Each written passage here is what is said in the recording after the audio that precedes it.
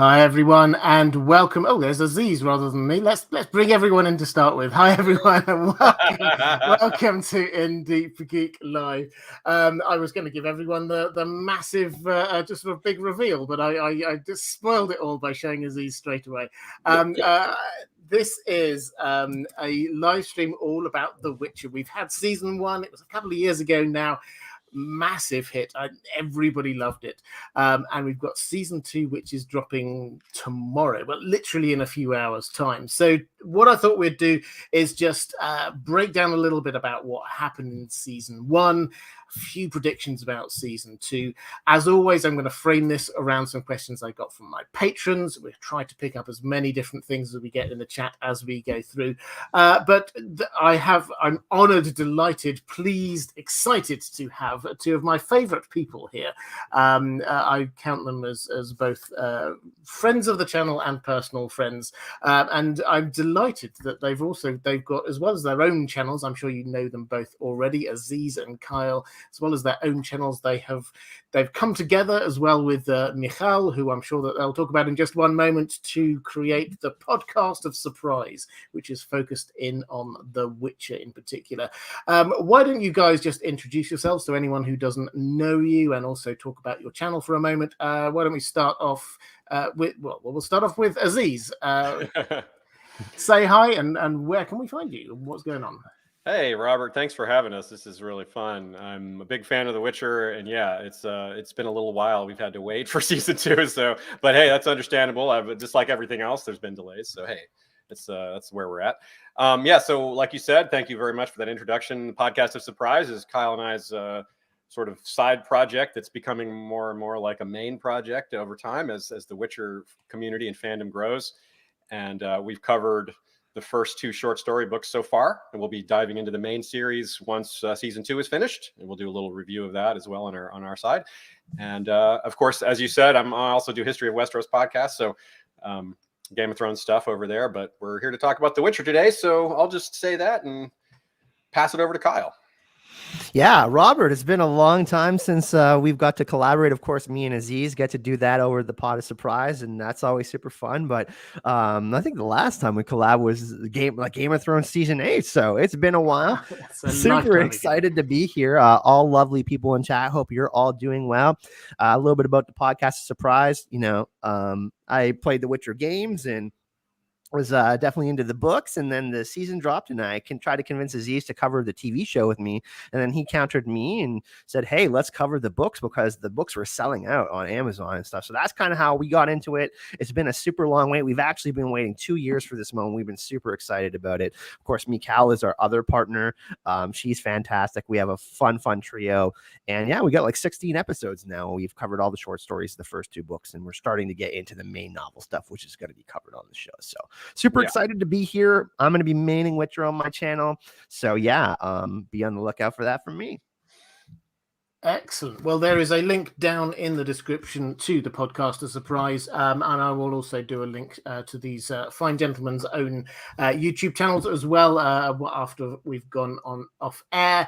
And if you're watching live somewhere, wherever your live chat is, there will be links appearing there too. Let's start off talking a bit about season 1, because I think that for many people, initially season 1 was a little bit confusing. They went with 3 different timelines, 3 main characters, Geralt, Ciri, and Yennefer, and they were at different points in time. So I think what I'll do is I'll start out on this by giving like a 1-minute overview, my overview of what happened in season 1, and then guys, if you want to sort of come in and point out a few extra things that I missed, or maybe something you want to emphasize, just to sort of round out where we are now.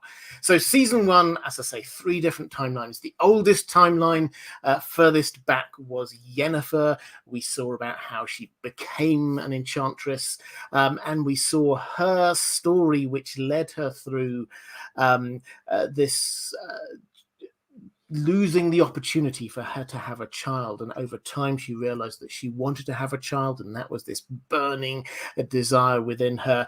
Cut to Geralt as a Witcher. We see him picking up a lot of the short stories we get in the first 2 Witcher books, and then he gets this child of surprise, which is where you get the name of your podcast from, the podcast of surprise. Perhaps we'll talk a little bit about what a child of surprise is in a moment, but basically that means that he is suddenly linked to Ciri, this child. Cut forward to Ciri. This is much later. This child is born and she is promised to Geralt, but she is the princess of this place called Sintra. Sintra gets attacked, it gets taken down, and she goes on the run. And what we have as all of these timelines come together, what we have is the mingling of 3 journeys that start to get linked by fate. Geralt and Yennefer get linked by fate with the Last Wish. We've got a question about that coming up, so I'll get into that in just one moment. Ciri and Geralt are linked by fate a couple of times, and then at the very end of the season, Geralt and Ciri finally meet. And Yennefer's not there. Yennefer's close by. There's a huge battle raging, and she is there on a hill, just fighting away the Nilfgaardian invading army. And as the season ends, then we're left to wonder what happened to her. So that's my overview. Guys, what would you like to sort of pick up? What sort of themes do you think came out from there? Is there anything particularly you think that we should be paying attention to in season 1 as we start to think about season 2? You want to jump on this one, Aziz? Sure. Well, I'd say one of the main themes of the Witcher novels in general, there's a couple of pieces, like I would say, that the series keeps close to the heart.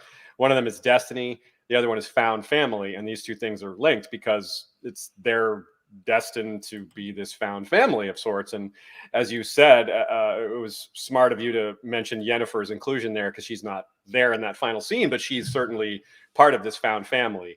And I know a lot of people are looking forward to seeing Yennefer and Ciri interact somewhat. And that should be a lot of fun. But yeah, that was a really good recap, I think, Robert. The core elements, like you said, some of it is a bit confusing. The timeline is difficult to follow, and sometimes that's by nature of the adaptation. And I know a lot of people are looking forward to that not being a thing anymore. It's going to be pretty linear from now on. But it's really interesting, just maybe as a side comment on that. I was speaking to some friends about it yesterday, just kind of discussing it's super interesting that doesn't seem to be a big negative for people these days, not being able to follow it super closely, because I think there's an expectation that it will make sense eventually. And I think there's also just maybe people don't care as much. I'm not sure. It's difficult. It's hard to tell for sure. But like, for example, the movie Dune also kind of confuses some people. It doesn't explain things super well. And there's a split between people that have read the books or know the story and can follow along a little better. But even people who didn't really enjoyed it. It's doing really well despite that. I don't think The Witcher makes a comparison there, that you don't necessarily have to follow it if you have a sense that it's going to make sense eventually, or you're going to catch on. And if there's a lot of other things to enjoy in the meantime, which there definitely is, it's a great show. Like plenty of other things we could praise. So, but all that seems to be pales in comparison to what the hype is telling us about season 2, like the bigger budget, the easier adaptation. It's not as much of a challenge to adapt some of these other things, and the world is more established. They have to do less exposition and less explaining. So they leave it in a really good place. I think a lot of shows have growing pains in season 1, and if the show can survive growing pains to move on, there tends to be a lot of improvement. And this show, the growing pains didn't seem to hurt its success that much. Like, we all acknowledge it's there. It beat the Mandalorian, Aziz, as far as these go. Yeah, right. Yeah, so that's just great. Yeah. To kind of jump on what Aziz is saying too, he talked about destiny, and destiny can kind of there's so many things that can be connected to that. And one thing I really like to talk about is power. We've talked about power in the podcast, action versus inaction. We see obviously Geralt not acting on his destiny and all of these consequences happening from that. We see Yennefer taking action into her own life, and also people empowering her with to become the person that they think she can be with her potential. All of these things, kind of bleed into different emotions and all sorts of different things like love and hate, and all these things start to come out, and it starts to become really, really interesting. Like Aziz said, like I think season 2 is going to blow season 1 out of the water, but all of these elements really start to kind of pop. I like to think of season 1 as kind of like an origin story for our characters. Because the first 2 books are these short stories that really set up the meeting of these 3 characters before they go on their kind of journey on the continent. That's super dangerous, right? There's all this war and political element kind of intrigue that's going to be happening without spoiling too much. But yeah, that's kind of where we're headed, and it's super exciting because we've only really scratched the surface of learning what makes these characters tick, essentially. Yeah, I couldn't agree more. Morally, you did a super chat before we went on air saying, throwing coin to my 3 favorite YouTubers. You guys rock and are the best and are loved. Thank you, Robert, Carl, and Aziz, for all the fabulous content on your channels. Thank you, Mara. Hugely, I know that we all hugely appreciate your support for Thanks, us Mara. and for many others as well. Yeah, and you did. You asked, you said, could you please recap and review what happened in season 1 in order to better prepare folks for what we will most likely see in season 2? Hopefully, we've done a bit of that already. Kyle, I think perhaps your best place to do this in terms of season 2. No spoilers in terms of what we're going to get, but you talked a little bit about the budget, about the scope. What do we know in terms of sort of the framing of what we're going to be getting in season 2? Well, what's really exciting is, I mean, as Aziz talked about, the first 2 books really focus on short stories that are kind of origin stories. Then we start to get into some of these other kingdoms start popping up, because Nilfgaard essentially is, they kind of introduced Nilfgaard as this big baddie, right? This big military power, this encroaching, trying to basically strong arm anyone. So there, that becomes more prevalent. We're going to see more Fringilla, Cahir, those kinds of characters, and we're going to learn more about them, and they become more interesting. Then we saw a little bit of also the elves, without spoiling too much, Robert. We saw how Phil Evander was like, listen, we've been literally pushed to the brink of extinction.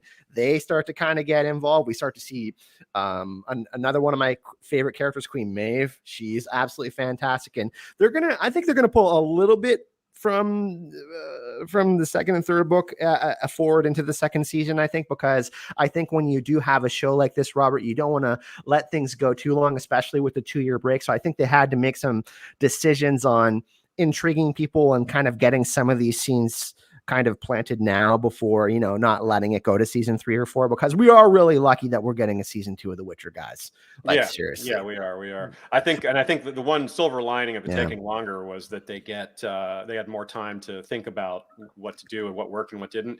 For example, again, no spoilers, but apparently the first episode's got some strong horror elements to it, which is one of the things that apparently they got a lot of praise for. Like, you guys did that, like, episode Betrayer 3. Moon episode Betrayer 3, Moon right? was really strong, and people like that really responded to that. So like, okay, well, they like this, they like that, so they get to take more time and base things off of audience feedback.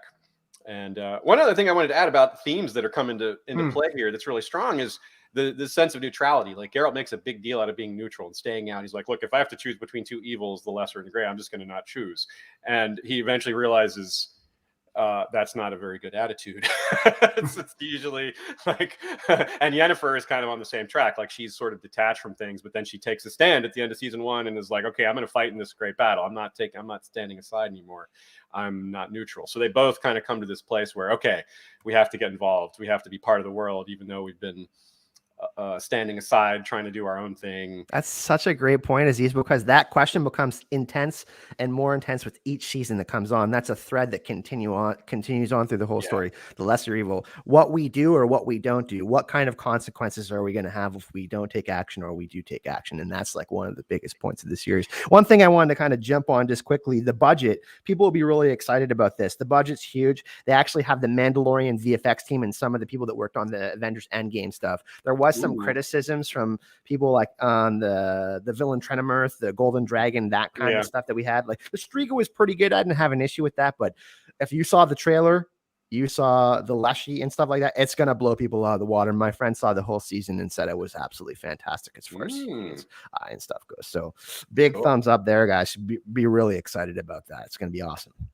Not long now. Yeah, so I'm really, in terms of the budget, it's huge. In terms of the Netflix buying into this again, I think this is very clear that they've seen that this is a massive success. This is, by way of context, this is definitely up in the top 5 biggest Netflix TV shows that they've had. I think Bridgerton, I think Squid Game probably went above it, but I think it's it's number right one. up Yes, there. Game. So it's massive, and they've already commissioned season 3. That's happening, and I think I've probably said a couple of times on this channel, this is for Netflix. They're taking this as their new big franchise. This isn't just exactly. This isn't just a series that we've got. We've got already. We've had an anime film on Netflix, Nightmare of the Wolf, which is excellent. Do go and check that one out. That's about Vesemir's early story. And we've got Blood Origin, which is a mini series set way back in the past in the history of the Witcher universe, which I think there's 6 episodes they're doing there, but that's a live action show. And they're also they've committed to doing at least one more anime film. They're looking at a slightly more family friendly series as well. They've got a lot of ideas going in, so expect also the Witcher Robert, world they're talking about to get doing much bigger. They're also talking about doing a sorceress series, a 1 season off of Aretusa and the sorceresses. Oh, I haven't heard that. That's interesting. And one really awesome thing about the Blood Origin is confirmed that they're going to show the conjunction of spheres, which is they're going to show it. Wow. Like some sort of flashback or some sort of thing where that's basically like if you ever saw Thor Dark World where the Acer's open and all the different realms open, like Asgard and Helheim and all those different places, we're going to see basically monsters come into existence into the Witcher world, possibly in Blood Origin. And that's going to be about the very first Witcher. That's going to be totally cool. It's going to be so sweet, man. Nice. This is really important. So for those who don't know, this is the big moment in the history of the continent, the world of The Witcher, the conjunction of the spheres. We don't have huge amounts of information about this. It's fair to say that the writer of The Witcher has not given us a Silmarillion, a World of Ice and Fire equivalent. There's not much extra bits of information, but the conjunction of the spheres was when all these monsters appeared. That's where they came from elsewhere. Humans came into the world, magic came into the world because of the conjunction of the spheres. When the planets, realms, dimensions collided in some way and opened up gateways and portals. So this is a huge and massive thing. So if they're going to be showing us a bit of that, then I am really excited. But let's talk about the books for one moment. Aziz, I know you're a big fan of the books. Perhaps you can answer this one. So season 1, broadly speaking, was based on the first 2 books, which are collections of short stories. Yeah. The Last Wish and Sword of Destiny.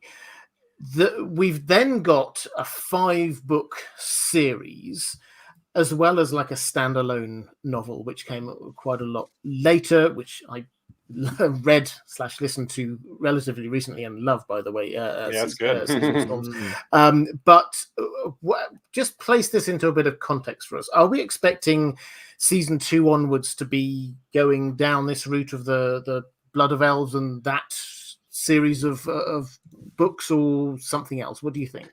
I believe so. Yeah, that's apparently the plan. They've got a 7-season plan, as far as I know, and that lines up pretty well because they took care of pretty much almost all the short stories. We're going to get at least one of the short stories has been brought forward to be part of season 2, and but then I think it's going all into Blood of Elves stuff without being specific. There's a lot of things that seem to be taken from Blood of Elves, just looking at the trailers, and there's even a few things that come from Time of Contempt, which is the book right after it. So as with any adaptation, they're moving some things around, they're changing the chronology of a few things. Probably not a whole lot, but that remains to be seen. And it's pretty well done, I thought, even though they had difficulty with it. I thought they made good choices as to which of the short stories they used and which ones they unfortunately had to, something, you can't include everything. So I thought they made a good choice on which ones they included and which ones they didn't. Hopefully they pay homage to some of those other ones in other ways. That's, they like to do that. Like Lauren Hisrich is a big fan of the series. She talks about having her copy of Blood of Elves and it's just dog-eared to death with markings all over it, so that's the mark of someone who's really invested, and Henry Cavill's really invested too. So that's a really good feeling. I mean, you gotta like that when you have people who are making the show that are legitimately fans rather than someone who's just sees it as an opportunity for their career or something like that. So that, I think that means a lot. And I think it comes out in things like that with giving us Easter eggs and nods to the source material, and let alone actually sticking to the source material as much as possible, even as we acknowledge that some things by necessity have to change. So yeah, I think it is going to follow that path pretty well. I mean, the books are solid. There's, they're unconventional in a lot of ways, but I don't think there's a lot of need to, like, with some adaptations, take, say, Wheel of Time. You have to modernize a few things. The Witcher novels aren't any younger than Wheel of Time. They were written sort of around the same time. Wheel of Time was a lot faster, but it's still, that said, there's just less that needs to be changed or quote unquote fixed to make it work on TV for modern audiences. So I think that's a good thing. Yeah, I mean, I think the big difference with the Wheel of Time, for those who are watching it, I'm really enjoying it still, I have to say. Me too. I've read the books, but there's 14 massive books plus a prequel, and they're having to squash that into a TV show. So I think the challenge there is to squish it all in. And that actually adds an extra issue, I think, for them, is once you squish it all in, then you have to create extra scenes in order to sort of make sense of the things that you've missed out. As a complete aside, on Wheel of Time, I have to admit the bits that I'm enjoying the most are the stuff that's completely new, that wasn't in the books. But maybe we'll come back to that another moment. But with The Witcher, it's got the opposite issue: is that the books are actually relatively small. And they are sort of expanding it out. So I think I would agree with you completely in terms of I think season 2, we're expecting it broadly to be following Blood of Elves. The first episode, I think they've been relatively open in saying this is based on one of the short stories, which is fantastic. And they have definitely, because they've announced a lot of the casting, they've definitely included a few characters from Time of Contempt, which is book 2. So they might be expanding that out a bit. Kyle, do you want to sort of jump in with your sort of expectations as a whole? Are you expecting them to go away from the source material to sort of create new stories, or is this? Do you think they're going to try and keep as close as they can? I can talk about a couple of things without being too spoilery. That are pretty exciting. We kind of got a little bit of a whiff of the Wild Hunt at the banquet. Ice talked about it. Apparently, that's going to be included in season 2, and me and Aziz talked about this before, about some characters, especially the Witchers. I think once we get to Kaer Morhen, some of these characters are going to be more fleshed out. You know what I mean? Some of these characters, they appear at Kaer Morhen and then they don't appear till basically the last book. So there's going to be I don't want to kind of reference Game of Thrones, but there's going to be some characters that get more screen time, like a Bronn, like some of those characters. And I think it's going to be great. I'm really excited about those changes because you talked about Wheel of Time. I haven't had a chance to check it out yet, but there's going to be those things that it's an adaptation. Not everything's going to be 1-to-1, right? And I think that's super exciting, and that's something that keeps us on our toes, because we do have an ending for this series. So that's something that's pretty exciting, I think. My expectations, like Lauren Hisrich, me and Aziz have talked about this a lot too. She's been really on Reddit. She's been really listening to the feedback of the hardcore book fans. Of course, they have some issues with some of the stuff that happened with season 1, especially like the Brokilon Forest stuff, and we kind of agree with that. Yeah, it's like, you know what though? Like, it depends. Like, a grain of truth in episode 1, Ciri is never there in that short story, and if they include her in that episode and Geralt's not telling her a story, I think that could be a great change. For example, like having her there, having that be her first kind of monster ordeal, because listen, that monster that's there could easily kill Geralt. Like, that's a kind of like a S tier monster, if we want to rank a monster, like something that could easily kill a Witcher. So I think that's going to be a really cool experience for Ciri to get to see firsthand that the lives of Witchers are not as easy as they're perceived to be, right? Like, she's this princess who's been kind of sheltered in Sintra, and now she's out there in the wild, and her life's going to completely change, as well as Geralt's, because he's got to protect her. So it's going to be super exciting. I'm really, really excited. And I am hearing, without spoiling too much, that there is going to be some big changes, like pulling a main antagonist reveal in season 2. So there's going to be some really, really exciting things that we might have got later in the books because we've had a 2-year wait. But I think it's actually really a good thing, because, man, what a better time, because I mean, we got Wheel of Time out right now, we got Book of Boba Fett out, but this is hardcore fantasy, and I think people really want to bite their teeth into some fantasy right now. So absolutely, and I think that the season 1 came at just the right time for a lot of people. Just as my take on it, this is why it did so well. Is that I came after season 8 of Game of Thrones. Everyone was perhaps a little deflated by that. We won't get distracted too much into that, but I think people were wanting something that they could just enjoy, and I think that's what season 1 did. It was quite, yes, they had this kind of multi-tiered timeline going on, but it was quite episodic. It was based on the short stories. Everything was sort of wrapped around in each episode. They worked really well as standalone episodes. And I think that just that sheer joy worked hugely well. Can I say something real quick, Robert? Just you can always say something really quick, Kyle. Go for it. You know what I love? Like, we got so spoiled with Game of Thrones because we got to spend 8 seasons with some of these amazing characters. You know what I mean? Getting to know them each season, them changing as people and being invested in that. Of course, the ending was disappointing, but something that I think that is really going to draw people to The Witcher is getting to know more about Yennefer and Geralt and Ciri and see their journeys. Like, that is what I'm so excited about, and that's what I'm so excited for people to get invested in, because people are going to love these characters. We barely scratched the surface of getting to know them, and that is I don't know, man. I'm just like so heartfelt about that. I'm like, because I've read the series, and a lot of people are just getting into the books and getting into the show. Like, one of my friends is literally binging it right now because season 2 is coming out tonight. Like, we're going to get all these new people that are going to come to it because there's now 2 seasons of it. And yeah, I just think great things are coming, man. I you guys know me as a positive person, but I'm not joking. I really think it's going to be a huge success, and people are going to love these characters even more once they get to know, especially Ciri, I think. That was really well said, Kyle. One thing I could add to that, if I could, is that the way the things were framed, and we're talking about other adaptations like Game of Thrones, Wheel of Time, what have you. As you mentioned, Robert, Wheel of Time is massive in terms of the number of books. There's 14 books that are, if you haven't seen them, they're about the same size as a Game of Thrones book, maybe even a little bit longer.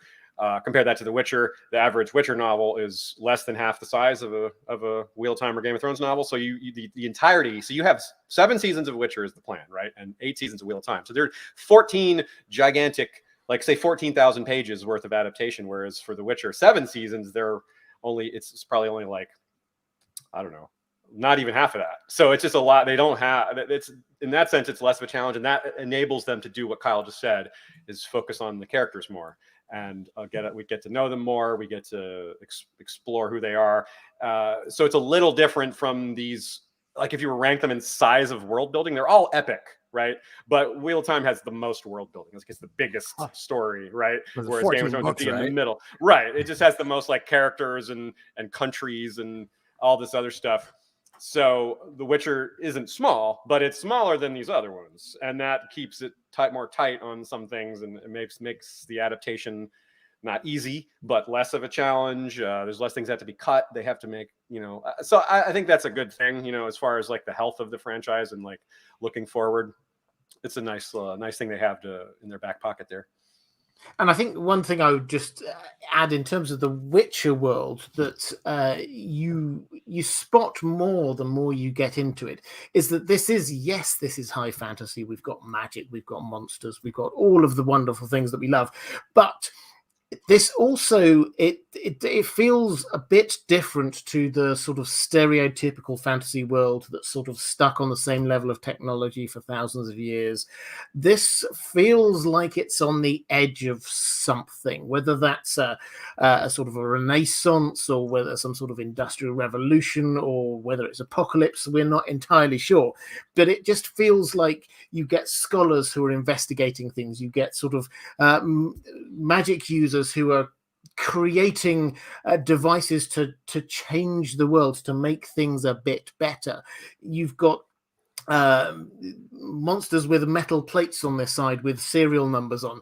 This is the kind of thing that you just think if we could only go forward 100 years, this would be a very different world. So I think it does feel a bit different to the stereotypical fantasy world. It is slightly further advanced. But I do want to, I'm not a huge fan of sort of comparing, contrasting too much between these different kind of fantasy stories. But I think we should judge things on their own merits. But as I have you, Aziz, here, Mr. History of Westeros himself, there is, as you were talking about Ciri, it did suddenly make me wonder about the link across and the sort of comparison with Arya. This is something that it's just the way it comes across is you get this highborn woman who's still quite young, quite impressionable, then loses her family, and then gets taken up by these killers, effectively.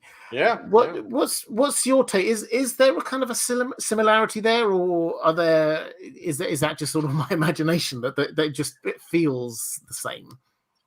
It is similar. I think there's a lot of archetypes at work. I think some of it is just similar legendary that we all sort of like, things that storytellers like to use in their stories. The royal or the highborn or just the person that's been separated from their family and has to find their own way. There's a lot of versions of that story out there. But you're right, this one's a little closer because of the joining where she ends up. The comparing the Faceless Men to the Witchers is a pretty cool idea. It's a pretty good structural comparison to make there. And the same, they have some similarities in their character in other ways. Like they're a little bit dark, very stubborn, but very loyal. They have an immutable sense of goodness. Like you cannot argue them out or push them out of their sense of wrong and right. Like even with Arya among the Faceless Men, she's questioning a lot of what's happening. She's like, this doesn't seem right. Why'd you kill this guy? Like, he's not the bad guy, And and then even no matter how much they condition her, that doesn't go away from her. And I think you get the same kind of character with Ciri. Is like, you can teach her how to sword fight. You can teach her how to do these other things, but you will not change her ethics very much because they are rooted. They're good ethics. She has a very strong sense of herself and what's good and right and wrong in the world. And it's very hard to move her off of that. And I think that's something that is really similar with Arya. So that's a really good comparison. I actually hadn't thought of that one. The one that stands out to me is maybe a little more straightforward, is the comparison with Cersei and Calanthe, which is wild. All the comparisons, they have so much in common. And these characters were written entirely separately. They couldn't possibly, George, technically Calanthe was written before Game of Thrones was even written at all, but it was written in Polish. There's no chance George knew any of this stuff, right? Because The Witcher was really wasn't big that early. There's almost no chance George was aware of it, or let alone read it. They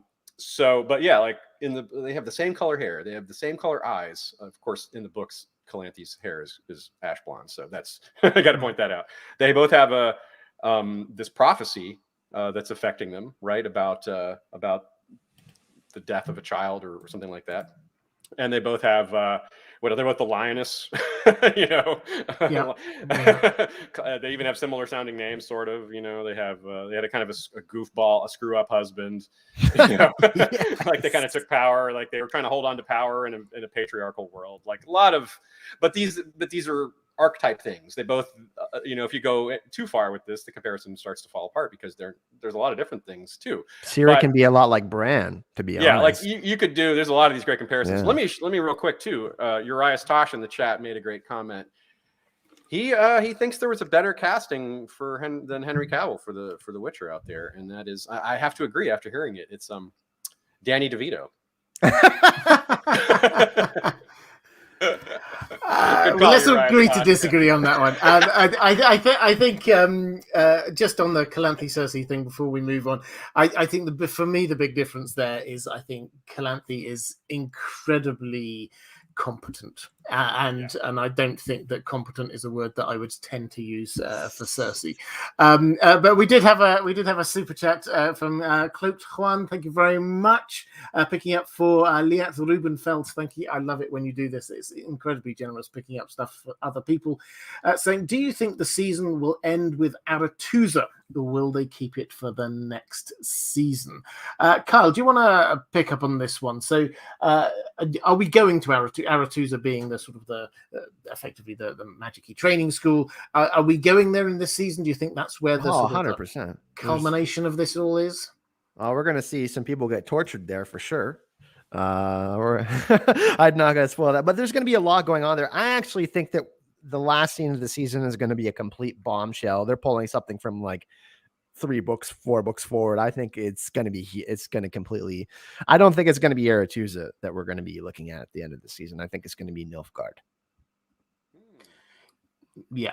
I legitimately think we're gonna. I don't want to say too much because it's super spoilery, but I think that they're pulling a character forward big time. I think I know. Almost like a Thanos-like reveal, like almost like a Thanos-like reveal. That's what I'll say. I mean, I think the what we're going to see. I'd love your thoughts on this as well as these. But what we're going to see in this season is the build-up of what is a huge amount of politics going on, not just with all of sort of the kings and queens and monarchs of the northern kingdoms, but also in the wizarding world. There's going to be huge amounts of politics going on.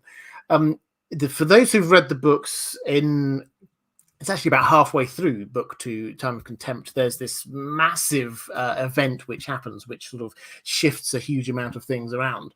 I don't think personally we're going to be having that as the culmination of season 2. I suspect they will push that one back to the end of season 3, and season 2 probably is more sort of building up huge amounts of these more world building kind of bits of politics. But Aziz, what's your take? Are we where are we going with this season? Well, I think it's an interesting guess. I'm not sure whether they'll have a lot of Aretuza. I think they'll definitely, it'd be difficult for them not to have any of it. But referring to the event you're speaking of and setting it up a little more there without describing what it is, of course. One thing we know about the Witcher world is that there's generally a sorcerer as an advisor to every king or queen, right? That's one of their things is they're very involved in politics.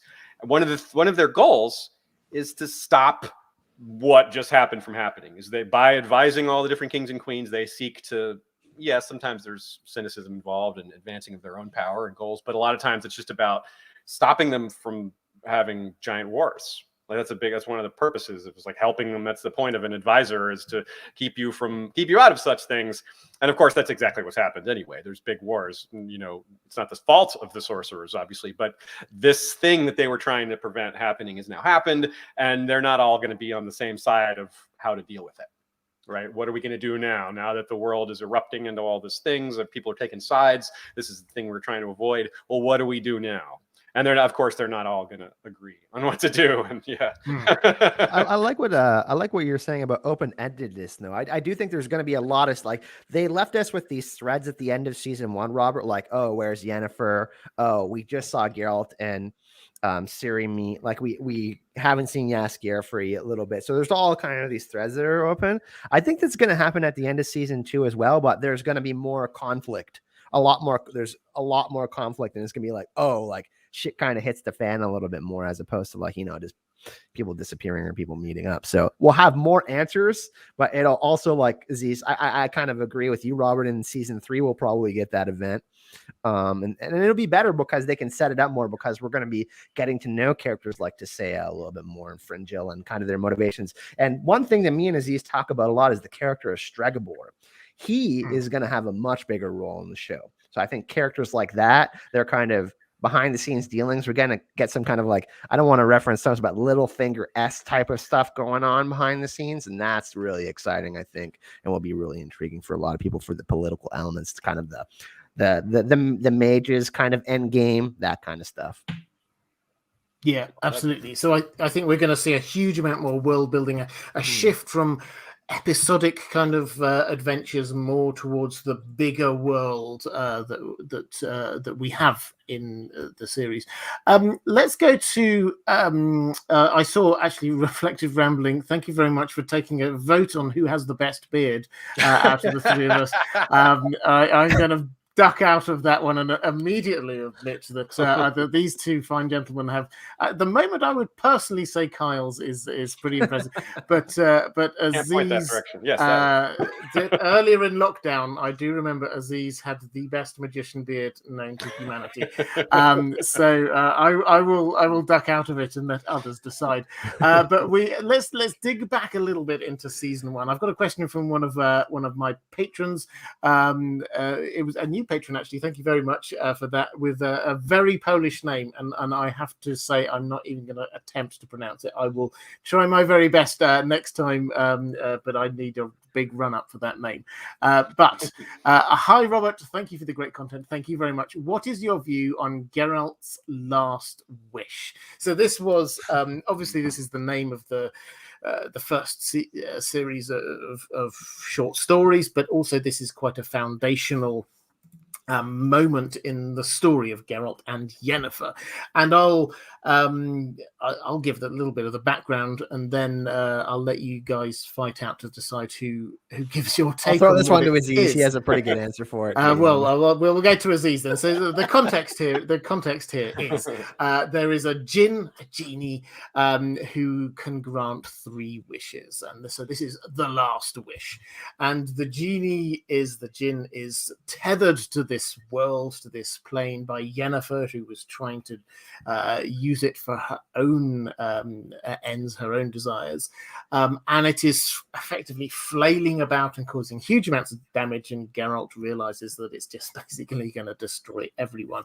But Geralt has these 3 wishes. 2 of them have gone and 1 is left, and he uses his last wish, and the genie goes, and he's saved, and Yennefer's saved.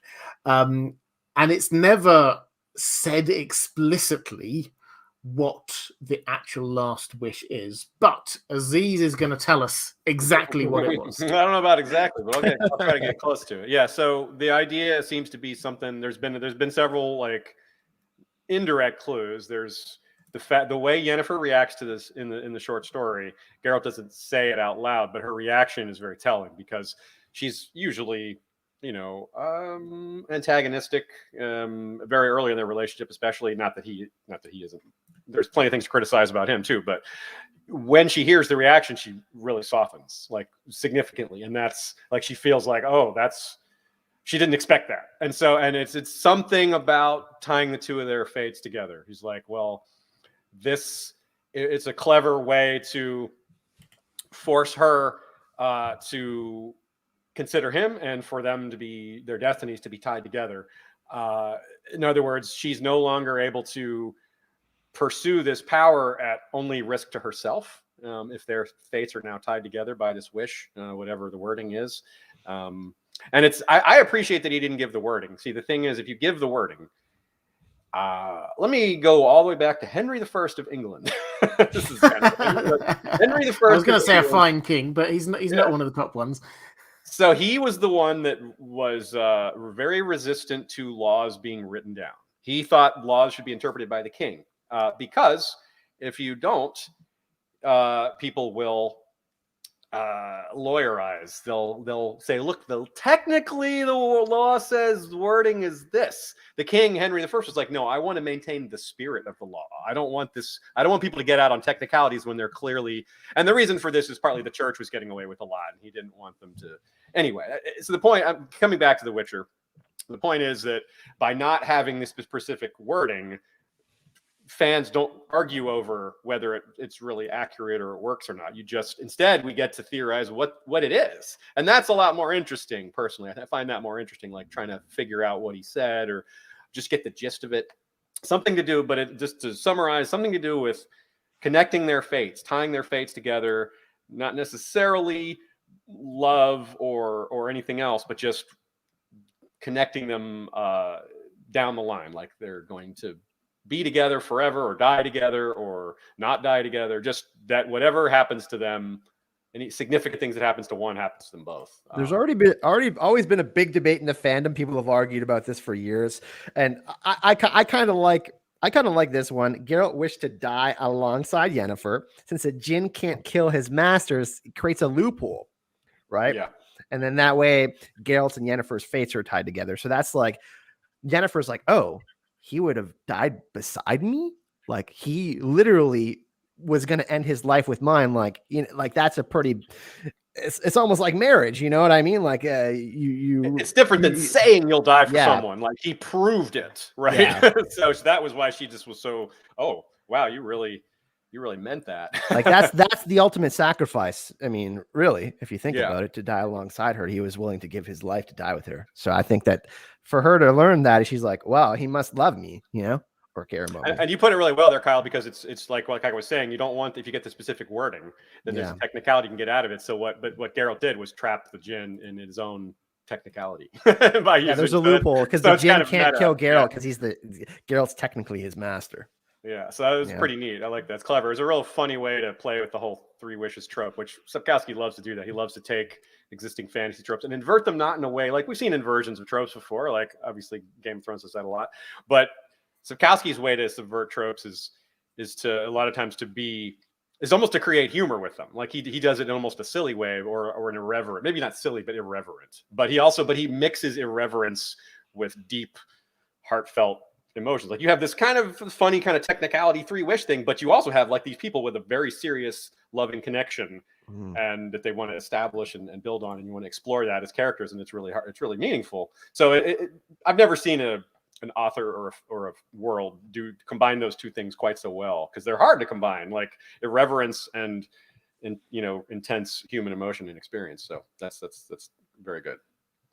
Yeah, and the books is very noticeable, particularly the short stories. He is building on the folkloric tradition of sort of Eastern Europe in particular, but also sort of the Western fairy tales, and there are lots of references across to seven dwarves here, and like Dracula. a woman locked in a tower there with her hair. There's references all over the place.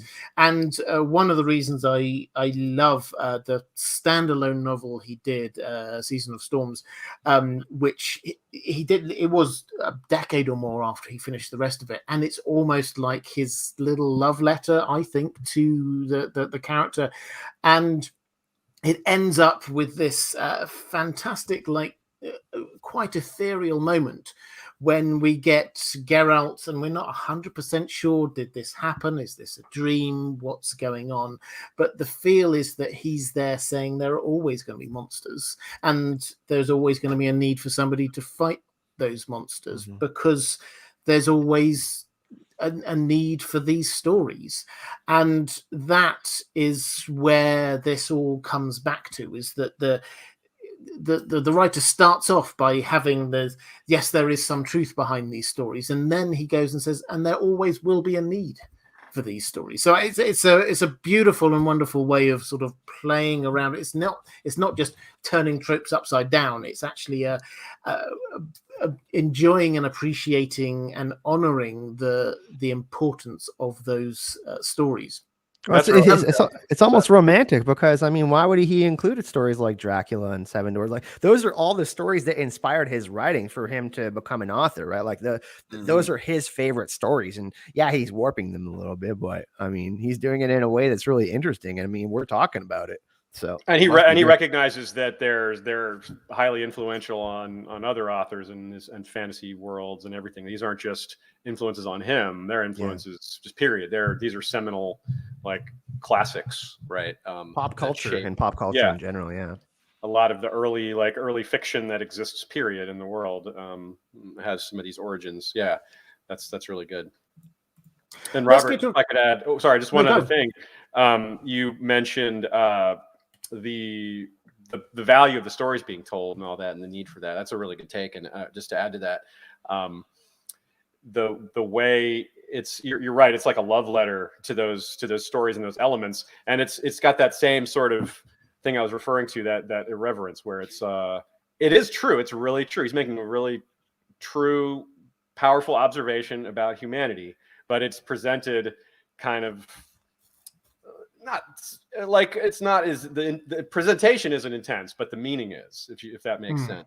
The surface level is a story, but beneath it is deep. It's pretty deep as far as human experience, human condition, and what we want out of stories, what we the value of stories to humanity.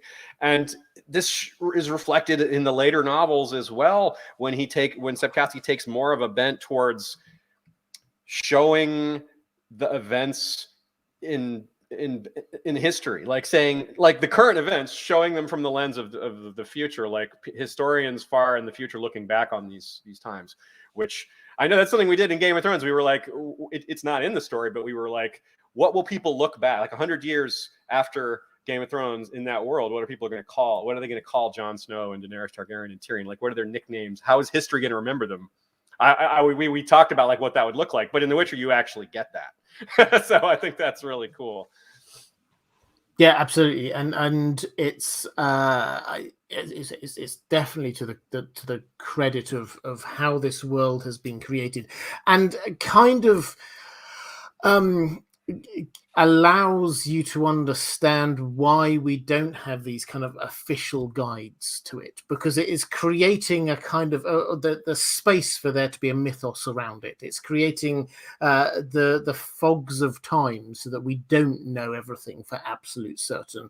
There are some things that we do have to just to guess at.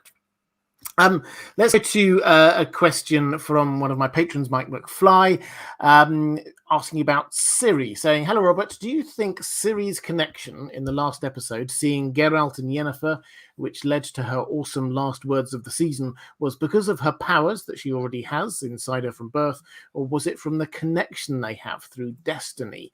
For those who don't remember, at the end of the season, we get the sort of the coming together of these storylines, and you get Ciri. She goes to sleep. She has a dream. She has a dream of effectively the battlefield that Yennefer was on, and we get Tissaia and we get Geralt, and they're calling out for Yennefer, who's disappeared. And then after that, she gets up, she goes out, and that's when she meets Geralt. And the last words are, "Who is Yennefer?" So what's your take? Kyle, let's come to you on this one first. In terms of where did that come from? That sort of question. Is this just her innate power? Is this about the bond, the connection that she has through this kind of destiny? What's going on there? It's a little bit of both. I talked a little bit about her being like Bran Stark. I keep on comparing things, but she has special blood. Right, like Calanthe talked about in the first season, Queen Calanthe talked about how her powers skipped to her daughter, and then we saw what Pavetta did, and obviously Ciri. I mean, in the very first episode, Cahir's tracking her, and she literally splits the earth. Right, like there's a reason they're tracking Ciri, right, Robert? Like, why does the Emperor of Nilfgaard want Ciri? Like, if there's someone that has that kind of power, and you want to seek that, they have something that you want. But I think it's a combination, right?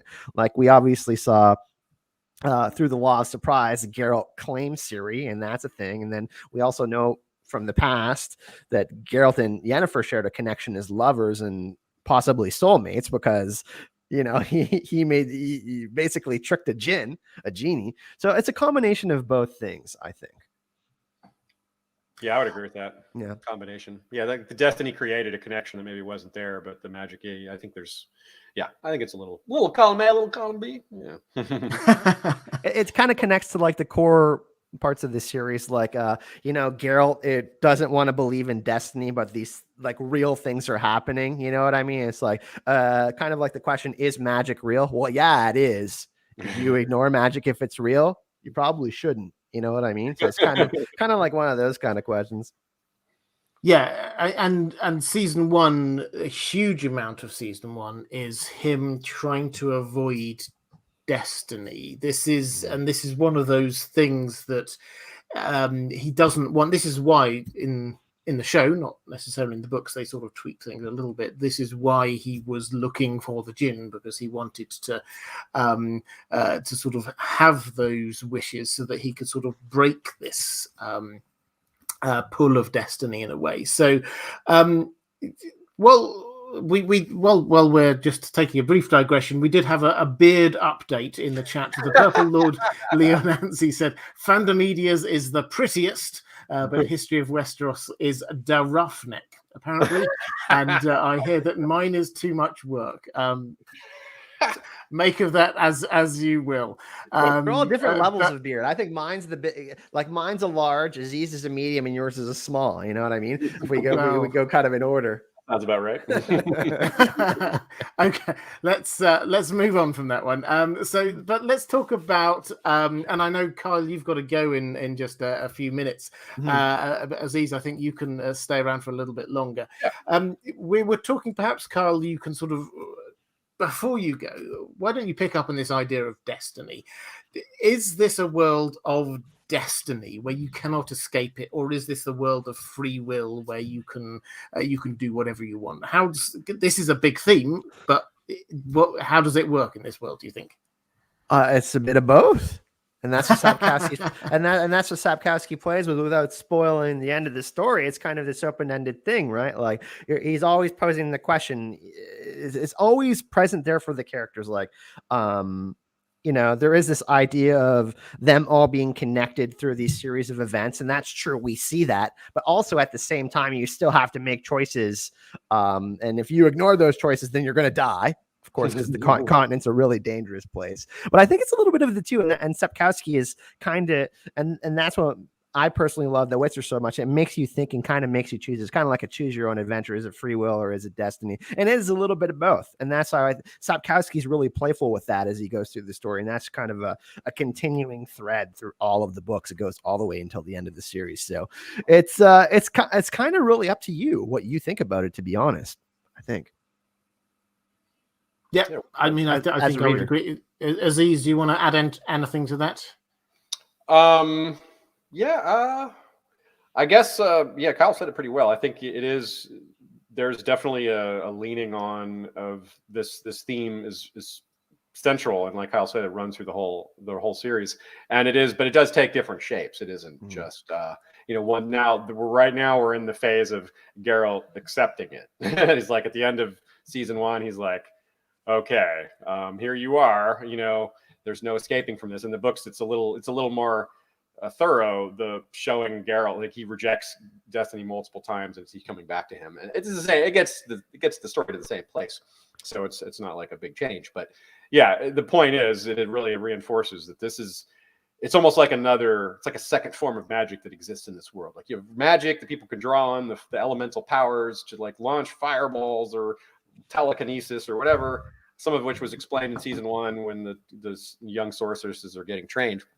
But this destiny seems like a separate or related magical force that's real, but it isn't like something you can draw on. It's more of it's like a force of nature. You can control magic to a certain extent, but you can't really control destiny, if that makes sense. But it's a literal thing in this world, unlike in the real world. I don't know, we would talk about, like, we don't talk about destiny as a real thing. We talk about it more of as a metaphor, or like a way an inexact word to describe something that doesn't have a good word for it. I actually want to jump on this because I think this is interesting. Intuition. I go back all the time and think about this, and think about in life how many times you had a gut feeling about something and you ignored it, and then you go back and you're like, holy fuck, I actually had the answer. Have you ever thought about how many times have you felt like that in your life? And it's kind of like Sapkowski is like that's kind of how magic and like the force of nature, like what Aziz is talking, it's kind of similar to that. It's like, it's there. You know what I mean? I don't know. There's a lot of times where I go back and think about that. I'm like, I screwed up. I failed. I didn't trust my intuition, but my destiny, like, I thought about it, it was there and it was real. So I don't know. It's kind of crazy, right? Yeah. Well, with I don't know. I'm trying not to get this is you've wowed us with your high thoughts here, Kyle. But I know you have to go. Do you want to just sort of any final thoughts from you, and then I'd also love you to sort of shout out yourself. Where can people find you on the net and things like that? But any further thoughts before you go? I'm just I'm more excited for other people even more than myself to see the second season of The Witcher, because I felt like critics. I mean, I think there is definitely some things to take issue with in The Witcher season 1 for sure. It was kind of sloppy in some sort of ways, but I also think, like I said, it's incomplete. Like Aziz was saying, right? Like Dune, like we're gonna get a trilogy of those movies. We can't really just say, oh, that's the one movie. We can't just judge Dune on the one movie. I feel like, I didn't enjoy the first movie that much, but I think I will like it better when we get the other two movies. So I kind of feel like that with The Witcher. I feel like, covering we've all covered Game of Thrones, and we know that there's other books coming out. We're all very excited to see kind of the culmination of that. But I am so excited for all of these political elements, like all the mage stuff, all of these characters, the political intrigue. Like there's more antagonists that show themselves, and there's more of like, oh, this is what's really going on. Like the big plot, the bigger overarching plot that's going to be, continuing on through the 7 seasons of The Witcher. That is really going to jump. I feel like by the end of the season, like, oh shit, that's what's really going on here. And I think that, like I said, I think we're really lucky to have a season 2 of The Witcher. Like we had a 2-year wait. There could have been, there's a lot of fantasy shows like these Curses and these other shows that don't make it after one season. And The Witcher had enough popularity and has enough. 36 million people bought the games. So I think they're going to be including a lot of really fun elements. And I think there's actually going to be a lot of surprises. Some of us book readers have the tendency to be like, oh, we want things this way. But, I'm really excited for them to make some changes and to include new characters, and just for people to fall in love with Yennefer and Ciri and Geralt all over again, because they really grow a lot in season 2 as characters, for sure. They do, absolutely. And why don't you let people know where they can find you on the internet? So I haven't been around much lately. Sorry about that. Most of you know why. But I'm going to be Fandom Media is my channel name, where all fandoms can come have fun.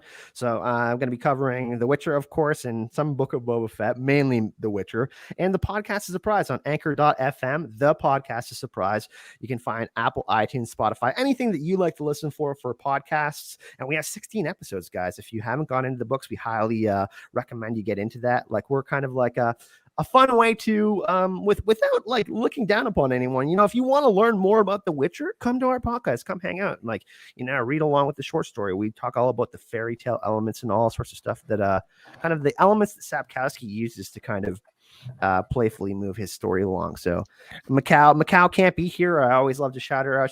She's so fantastic. And Aziz, the trio of us, we kind of all have our strengths and weaknesses, and we work together as a trio and have an awesome podcast. It's a lot of fun, and I really look forward to we've been waiting to cover the season. We've been waiting for 2 years, so we're pretty excited about and you're obviously welcome to come chat on the channel, Robert. I know you'll be busy, but open invite is there if you ever want to come chat about The Witcher, man.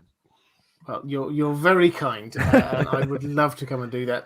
Thanks for having me on so much, man. It was really awesome to chill again. Absolute pleasure. If you're watching live, then in the live chat, then somebody will be putting a link into Podcast as a Surprise, also Fandom Media. If you're watching a little bit later, then there'll be a link down in the description. Kyle, one last thank you thing. so much. Happy holidays to everyone. I hope you guys have an awesome holidays. Be safe out there.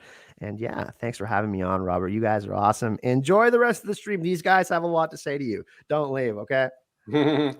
Awesome. Take care, mate. You have fun. Great night, guys. Cheers.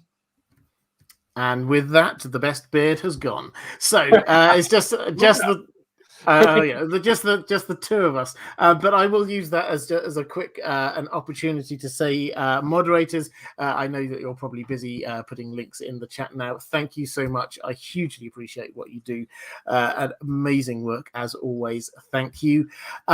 Next week, I just want to give a quick little bit of advance notice. Next week is my Christmas charity live stream. I do this every year.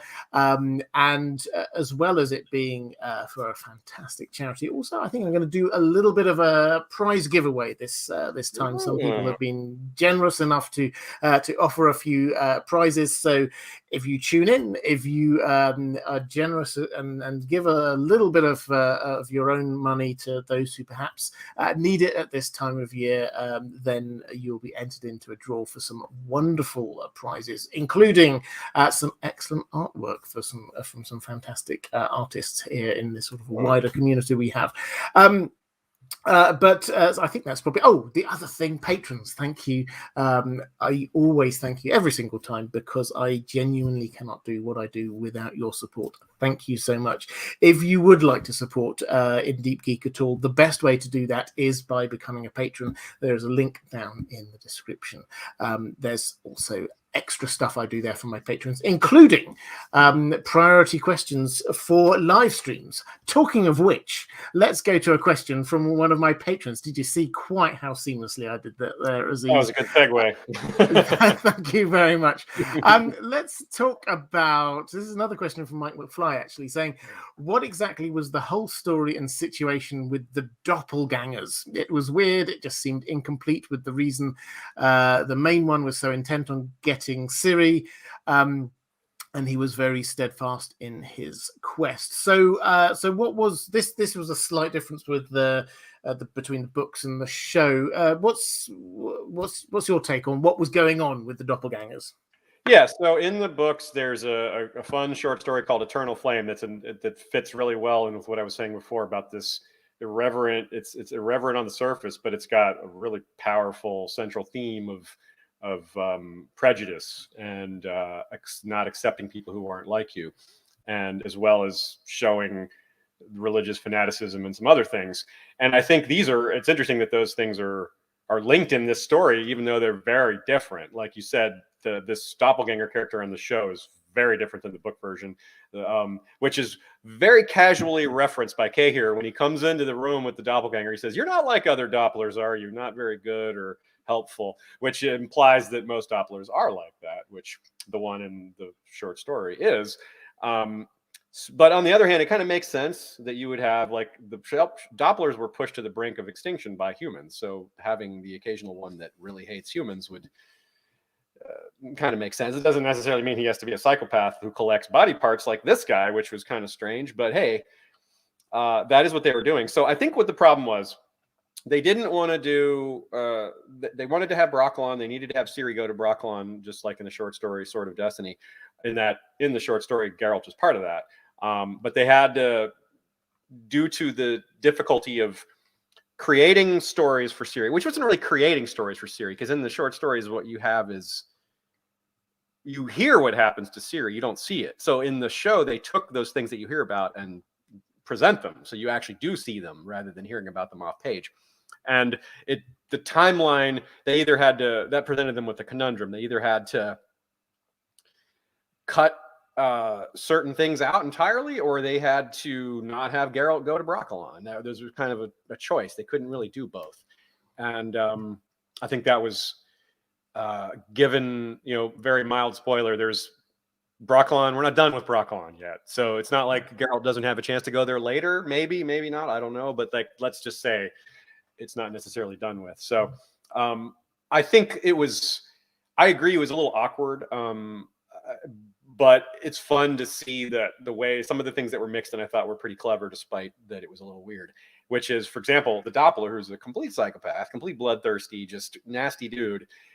He has a falling out with Kay here over this white flame business. He's like, "You guys are crazy with this white flame stuff." Like, the psycho Doppler is telling Kay here, "You guys are going too far with this stuff." It's like, you're telling him he's going too far, you Mr. Body Part Collector. So that really tells you something. And that's a big difference from the books too, or not a big difference, but it's a somewhat big difference from the presentation of Nilfgaard.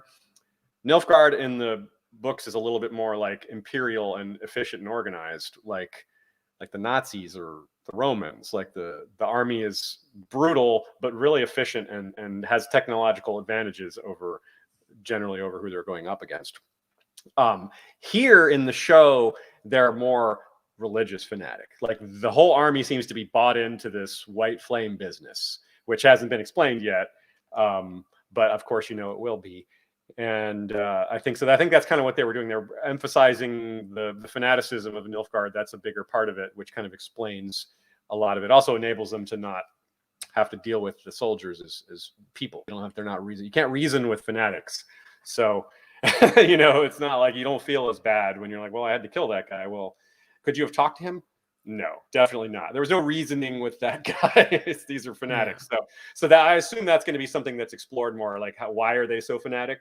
what is this thing they're so fanatic about? The white flame stuff we don't need to explain here. It is explained in the books, obviously, but they'll get, the show is going to, I'm sure they'll make some changes to it, probably not big changes. So yeah. Yeah, I mean, I think in terms of Nilfgaard, then yes, definitely, this is a massive thing which is going on sort of in the background, really, to the main story, to the story of the characters that we have. It's that sort of forms the backdrop of everything that's happening. In terms of and so yes, I'm sure they will explain a little bit more about what's going on there, and I don't think they will need to depart too far from the books on that. The Doppler, the doppelganger.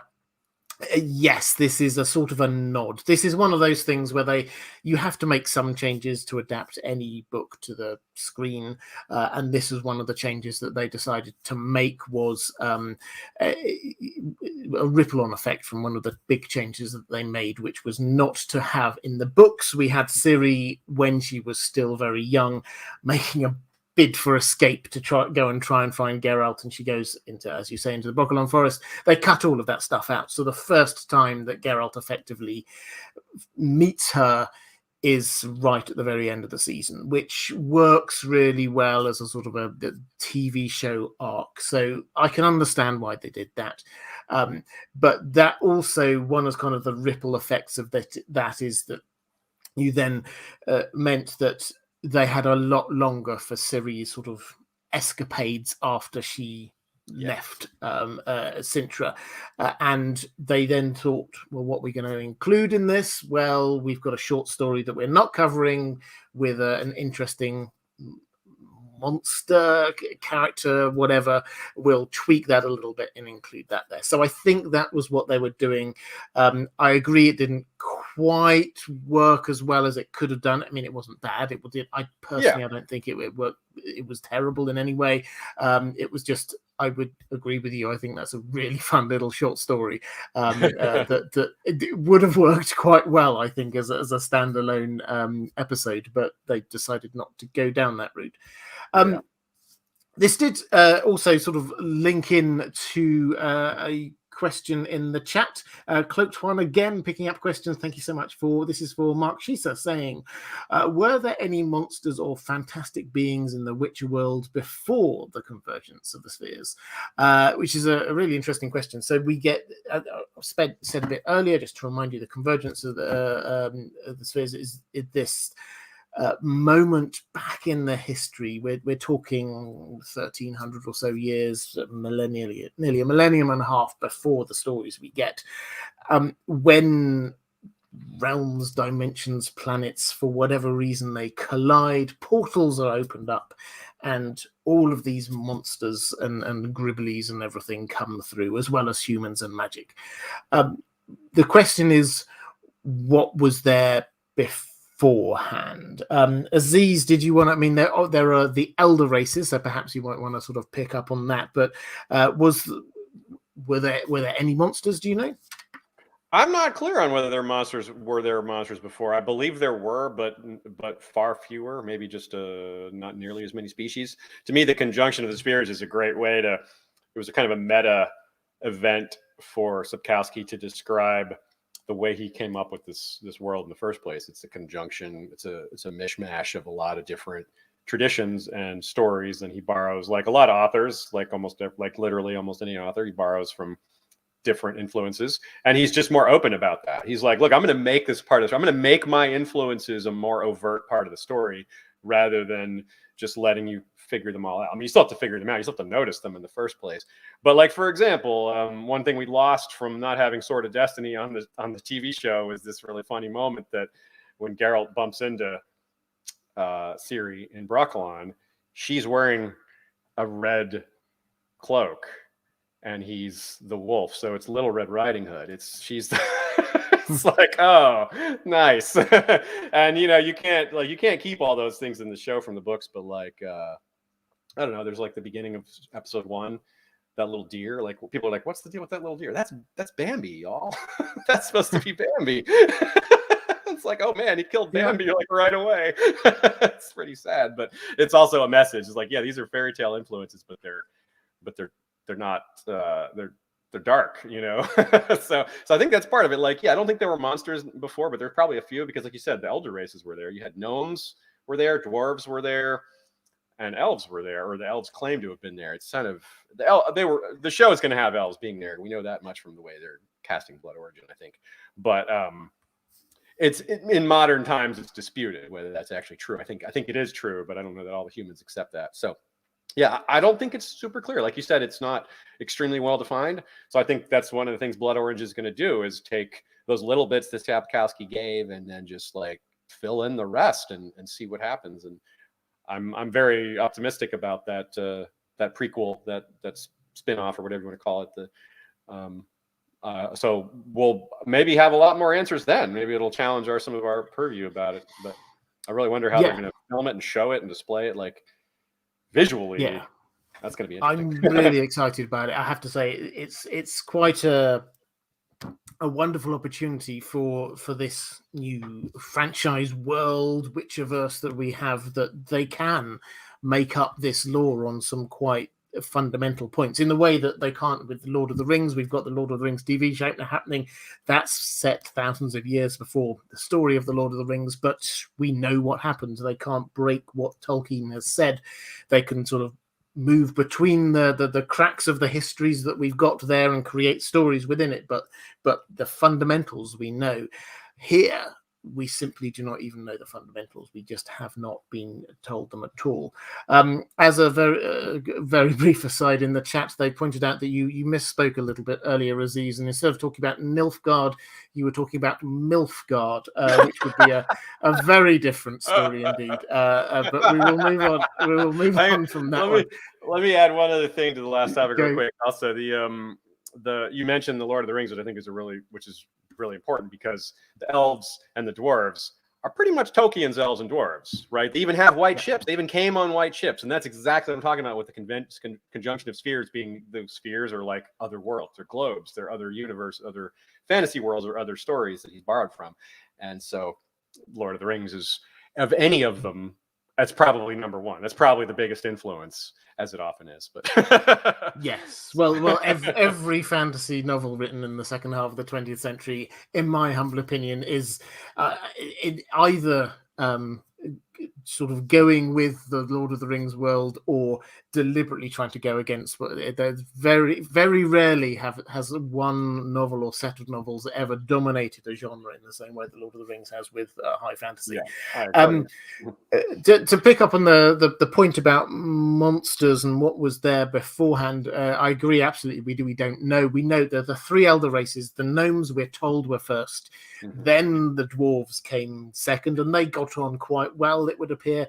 Then the elves came in. As you say, they were very Tolkien-esque in ships with white sails from the west.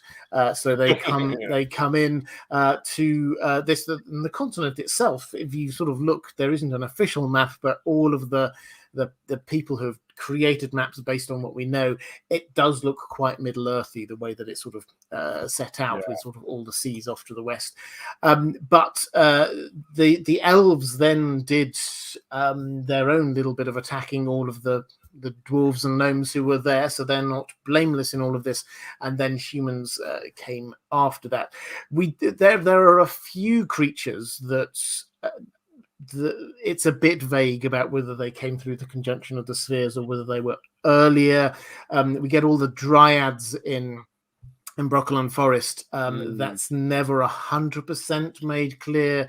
There's some link across with the elves, but were they there before and then the elves came along and got involved, or not? We don't know. There's also werebubs who aren't werewolves. They're a completely different thing. They seem quite as if they've been around for a huge amount of time.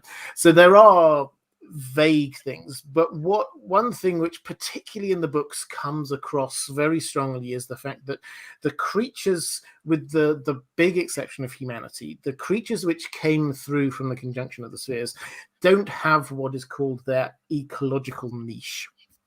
They come in and they don't quite fit. They haven't evolved in this planet, so they don't naturally fit in with what's there, which is why they haven't expanded out and taken over the world, because a lot of them just don't naturally fit in with what it is.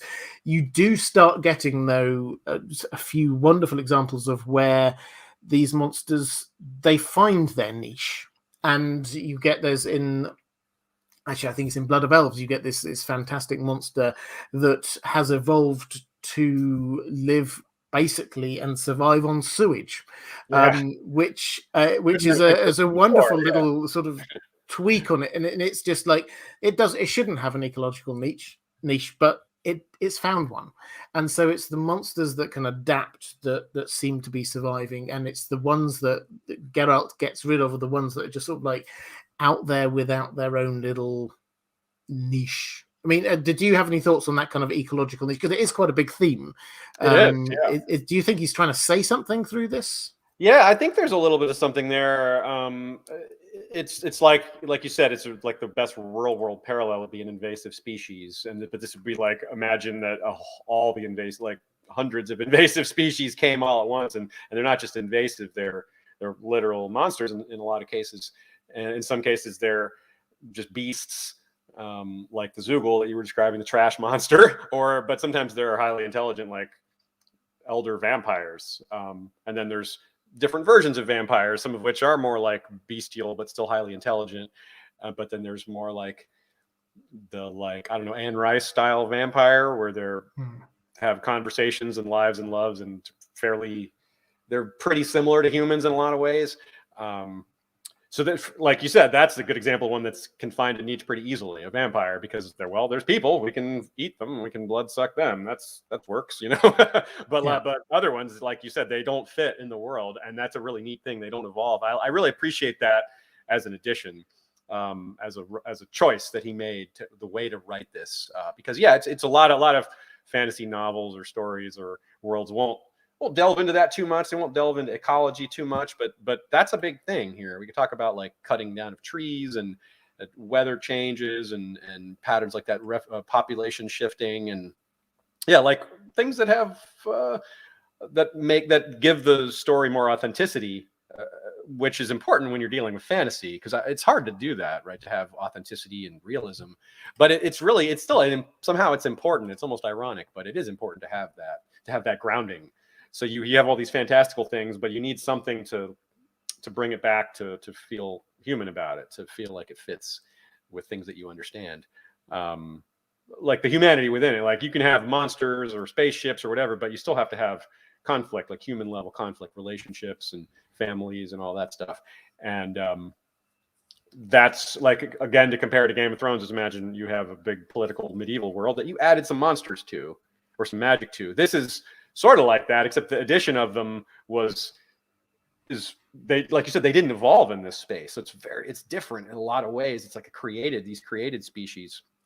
And it's like you take monsters and add it to more of a, like you said, or much earlier in the stream, it's not medieval here. It's more like Gothic or Renaissance era. It's more technologically advanced. So they have more ability to understand these things. They have higher level of science and to track the ecology of these things and how they live. And it's neat. He applies like science in world to the study of monsters and magic, which I think is really cool. You don't get that in a lot of other places. Like in Game of Thrones, the maesters deny that magic even exists in a lot of ways. But you also just don't have like sorcerers like casting spells. So like it wouldn't fit in that scenario. There isn't nearly as much magic in Game of Thrones. So that it works. But this is different worlds to that. And where on the other hand, you have something like Wheel of Time, like we keep referring to, or Lord of the Rings, where the sorcerers are even more powerful than they are in the Witcher world. Maybe not a lot more powerful, but more powerful for sure. And so you have different levels of that. And I really appreciate the foundational realism that sits below this level of just wild, fantastic. Like, how did the conjunction of spheres happen? Like, what a crazy thing! Like, it's some high magic event that'll probably maybe won't be fully explained, even in Blood Origin. But great stuff, love it. Yeah, yeah, and I think that the one of the wonders of the world of The Witcher that comes through, particularly in the books, but they've kept to it, I think, on the TV show, is that they show this as not just the 1%, which we often get in high fantasies, the ruling Yeah. lords and ladies. But particularly through the character of the Witcher, who is used by kings and also by peasants, we get to see every stratum of society. And there is not uniquely, but I think probably more than most other major sort of fantasy worlds, there's this middle class of functionaries that are there, that we see these kind of local council officials doing their business, the tax collectors. We see an auction house. We see there being traders. We see there be people who are sort of burning burning trees down in order to sort of get the ash and just doing their own little bit of business. We see the farmers, we see the fisher people, we see everybody who's got their own little bit of business going on, who create this much wider world than we have if we're just talking about the lords and ladies on their great, plans and adventures. We actually see the hopes and dreams of ordinary people and an aspiring middle class, which is, as I say, it feels quite unique.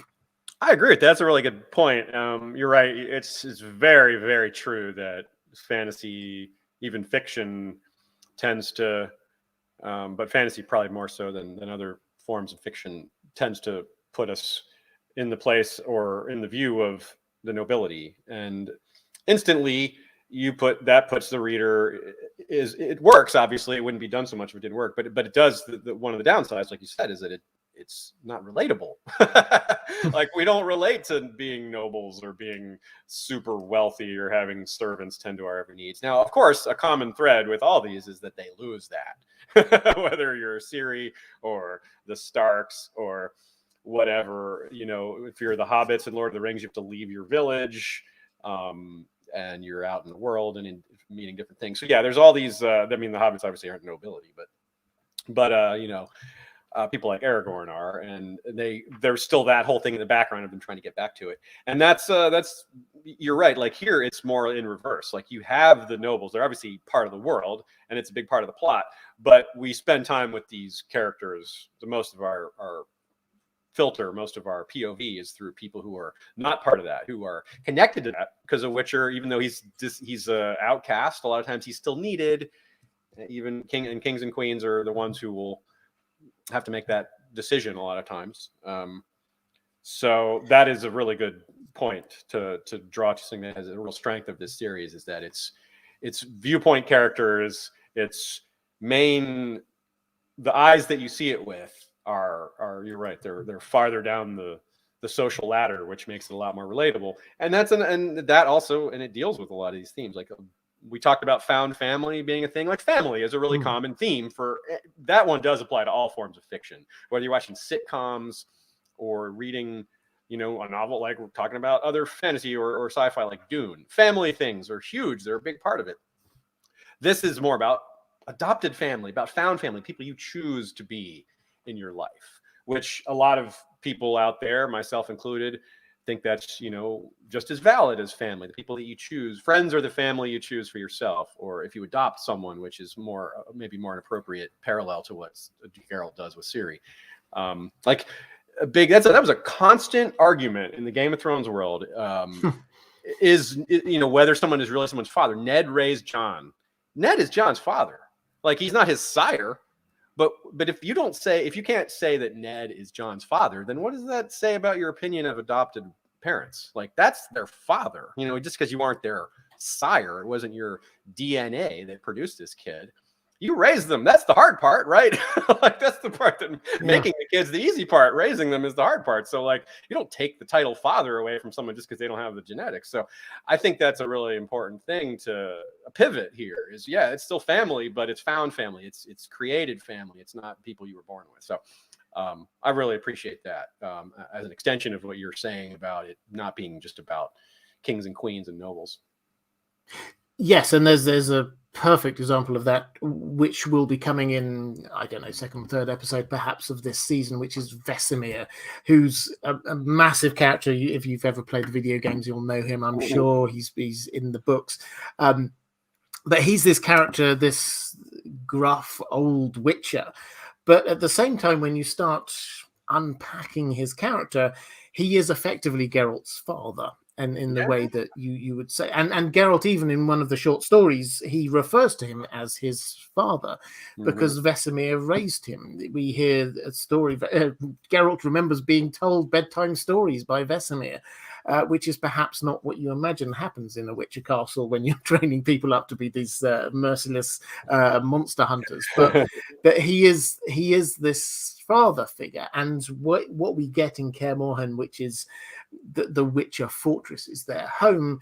This is their home, and this group of people who are there is their family. And so when people come in, they're coming into that family group, and we get people like Triss calls Vesemir a grandfather. I think she calls him, just as a sort of a term of endearment. I think Ciri calls him Uncle Vesemir. But everybody, the language is that of a family. So we're seeing family appearing everywhere, I think, in this series.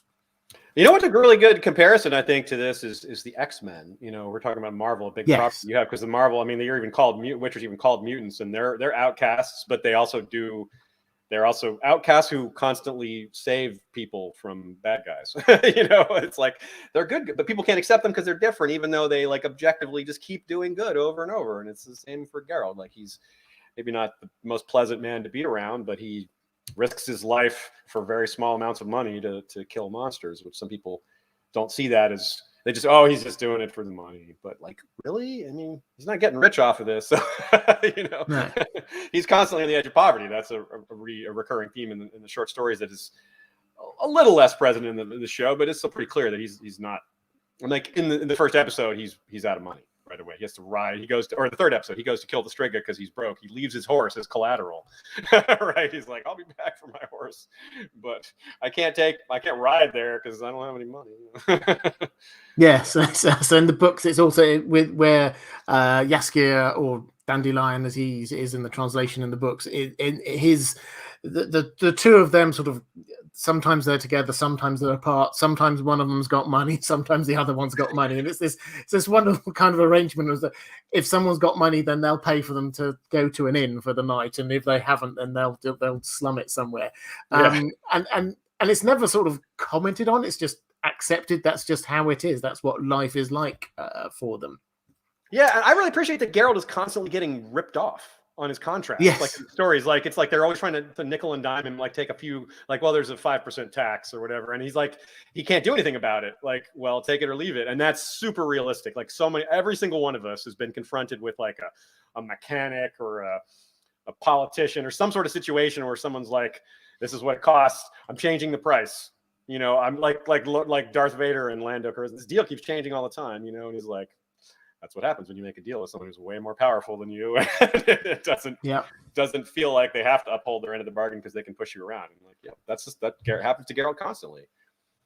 It does. And again, as a complete aside, one of the things that I'm looking forward to seeing more of in the second season, and Henry Cavill has said that this is going to happen, he pushed for it personally, is in season 1, Geralt would have reacted to that by just like grunting or something like that.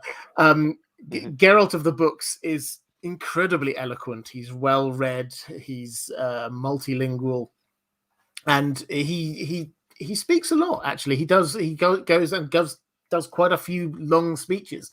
And Henry Cavill was very clear. He wanted, in season 2, Geralt to have a little bit more of that, rather than just like swearing or just grunting at something. He would actually express his thoughts on a matter in a very much more coherent way. And so I'm first of all very happy that Henry Cavill clearly has bought into the character enough to want to bring that to it, but also secondly that I think will add to the character, who otherwise, Geralt in season 1, he was occasionally a little bit two-dimensional, not in terms of the portrayal, but in terms of what he was there and saying. I will just take a moment. In particular, yeah, the first half there's a little more dialogue, but yeah, yeah, right, exactly. It's such a key feature, the debates and philosophy. Like, you're right, there's so much dialogue in the series. Like, I think a lot of people are surprised by how much dialogue there is compared to how much action there is. Yes, there is a lot, and if you ever listen to the audiobooks, I think there's a guy called Peter Kenny reads them, and yes, I have lots of fantastic accents, very clear, different sort of characterizations for each character, which blows my mind because a huge amount of it is conversations between like 5 or 6 different people. I agree. He has a different voice for each of these different characters that are having a conversation, which can carry on for like half an hour sometimes. This just long conversations between characters, debates or philosophizing. I love it. Yeah, it's one of the things that really drew me to the series in the first place. Like the book Blood of Elves, just like, other than the prologue, it starts with just like the whole first chapter is this debate amongst like all the people gathered below the tree, right? And they're just like, what a bold choice for how to start a epic fantasy series, just people debating and talking and speaking about things like prejudice and things like that. It's like, wow. But it works. Yes. It works great. It does work great, and it's showing the story idea, the meta concept, as much as anything else, is this idea of it's different people's ideas and different stories, and what is the truth here? Well, we're trying to figure it out, but it's actually the story is what matters as much as anything else. Before I forget, I always forget to say this, I am dual streaming at the moment. One of my moderators taught me a better word for that, which I've forgotten already. But if you find it easier to watch this on Twitch, then I am also streaming this on Twitch at the moment. I'm not in the chat or anything there on Twitch, but if you find it easier just to watch on Twitch, then please do go over and do that. Let's go to a question from Catherine Fursith. Saying, hi Robert, thanks for having 2 such prominent and interesting guests on today's live stream. I couldn't agree more. Not having read the Witcher books, I wonder about the relationship between Nilfgaard, I'm having to be careful how I say that now, and Eredin. In season 1, it seems that Nilfgaard was the big baddie, but I never understood what their goal was, apart from conquering and searching for Ciri. I didn't understand their motives. Perhaps there were clues about the existence of Eredin that I just didn't pick up. Okay, so let's sort of dig into this a little bit. So yes, I think we can say that there are bigger reasons. So this isn't just like a random invasion. There clearly are reasons for what's going on there. Eredin is this leader of the Wild Hunt, which is something that obviously it's the Witcher 3 video game is called Wild Hunt, so that's quite big there, but also they do play a role here. Do you want Aziz just to sort of explain a little bit about what the Wild Hunt is? Sure. And how that might sort of, I think we will see a little bit of that happening in this season, just hints of it. What is it? Okay, so the Wild Hunt, it first appears in the novels in the series, or in the short story Shard of Ice. Talking about the Winter Queen and when the Winter Queen passes and leaves a shard of ice in your heart, and you have to follow her, which is a reference to Geralt and Yennefer. But the Wild Hunt is a real world myth that dates back to Celtic, Germanic origins, if I remember correctly. But it also, there's versions of it in a lot of other cultures, similar ones. It's basically like riders. It's like a gathering, like in the Celtic version was like a mysterious figure, I forget the name, appears from time to time leading a procession, and in the Witcher world it's like in the air. I think in different traditions, like the Celtic tradition, it's just like through the woods or whatever, and anyone who encounters it, like sort of like the Pied Pipers, sort of has to follow it. And so that's one version of it. There's all the different versions of it have sort of hew to that general concept of a compulsion. You have to follow this hunt, and what they're hunting, though, that's kind of a mystery. That's in terms of the story. That would be too spoiler for us to talk about specifically. But yeah, they've been you're right. Like the adaptation version of this seems to be like it's another kind of relation to the conjunction of spheres, perhaps bringing an Earth concept into this thing without changing the name. Like a lot of times he would give it a different name. The author would borrow the concept of Wild Hunt and rename it. But no, Sapkowski likes to keep some of these things with their original names so that where they came from. That's one of his styles of inversion, of showing he's more open about his influences, I think. Tries to put them directly in the story. So yeah, you have this sort of, you must follow, you have to go with them. And it's shrouded in legend and mystery. And I think sometimes they come, is it during the equinox or Beltane or something like that? Yeah. There's certain like magical when the conditions are right, basically. Again, we're talking about multiple different traditions here, so we have to leave room for slight tweaks to this idea. But yeah, that's basically the gist, I think. Yeah, absolutely. So, and the feel of this is very much like the ancient, the idea of the Sidhe, the elves, of legend, which are wild and beyond our imagination, and they've got their own agendas, and they're unstoppable, and yet they're hugely kind of charismatic. There's a link across slightly tangentially to the others, incidentally, in A Song of Ice and Fire, the connection with ice as well, but this very much feel that they are otherworldly. We don't know exactly what they want. They're going to come in here, they're going to come through, destroy things, leave huge amounts of destruction in their wake, but we don't necessarily know what's going on with them. And it's probably worth saying, and we'll cycle back, I think, to the question from Catherine in just one second, but it's probably worth saying the 3 Witcher games. Now, I'm not sure how much of a gamer you are, Aziz, but the 3 Witcher games, in terms of chronology, they happen after this main story. So we get the books, and then we get the games happening afterwards. So that's how these things kind of fit in. So the Wild Hunt that we see there, this is the same idea. The concept of the Wild Hunt that we see in the game is the same concept that we're talking about here. And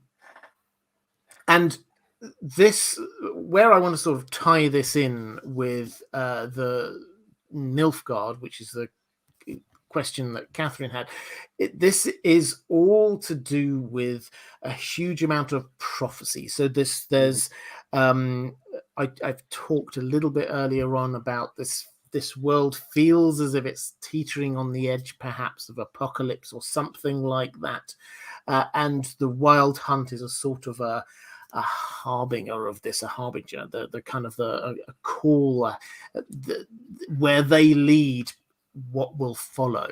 So do you want to just sort of unpack a little bit there? I also sort of talked quite vaguely across a lot there, but in terms of sort of prophecies of end times and where this is all sort of heading, just talk to me, Aziz. Sure. Well, one thing that's really important to note about Nilfgaard is they have a much tighter connection to elves than pretty much all the other cultures. Their origins are tied to a particular elven race called the Black Sidhe, which, they're not like, that's just I don't know what the black refers to. I don't think it's a skin color thing. Maybe it is. I don't know. But anyway, it's they were southern elves. They were the elves of the south on the continent, whereas the elves like Filavandrel are like the northern elves. And one sort of under the radar comparison that I don't know is meant to be a comparison, but that I noticed it, is Filavandrel of the Silver Towers, right? It was his former title. Whereas Nilfgaard is the city of Golden Towers. And I wonder if that's like a thematic resonance or an ancient title that the elves had. Because as we know, the elves settled a lot of these countries and the humans took them over. So it's possible the humans took existing edifice from the elves and maybe kept some of the original naming conventions around it. But yeah, they have a much closer relationship to elves. That's really important. Their language, the Nilfgaardian language, is a lot of elf in it. A lot of their words and phrases are directly elven. And their country's flag is a sun, right? The white sun, and on black, and that is the prophecy stuff, of course, because they have a greater tie to the elves, gives them more access or a closer relationship to the source of a lot of these prophecies, because the elves are where a lot of these prophecies come from.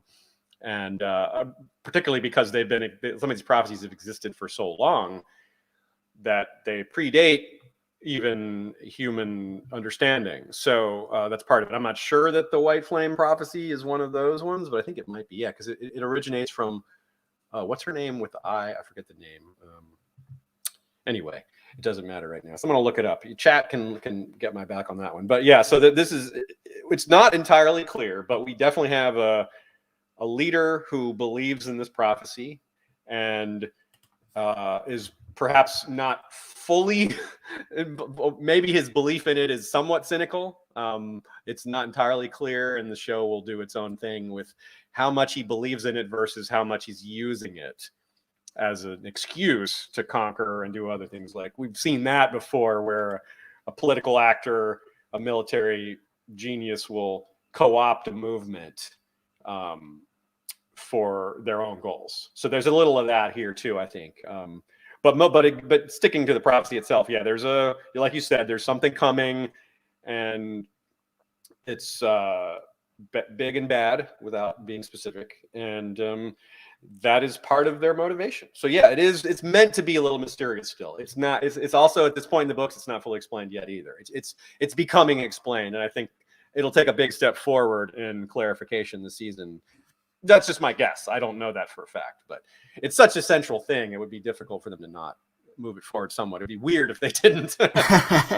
Yes, and this is tied in also with the prophecies with Ciri, and we saw this again and again in season 1, and she had these moments when she was like I think they did the effects really quite well, as if time was like both speeding up and slowing down at the same time. Yeah. And then she was like speaking out this the sort of the words of prophecy, time of contempt is coming, and all of these kind of words. That is very much where we are heading. We're heading down this route of prophecy, and what started out as being this TV show about a monster hunter is actually going to turn into a TV show about, as often is the case with high fantasy, about the fate of the world.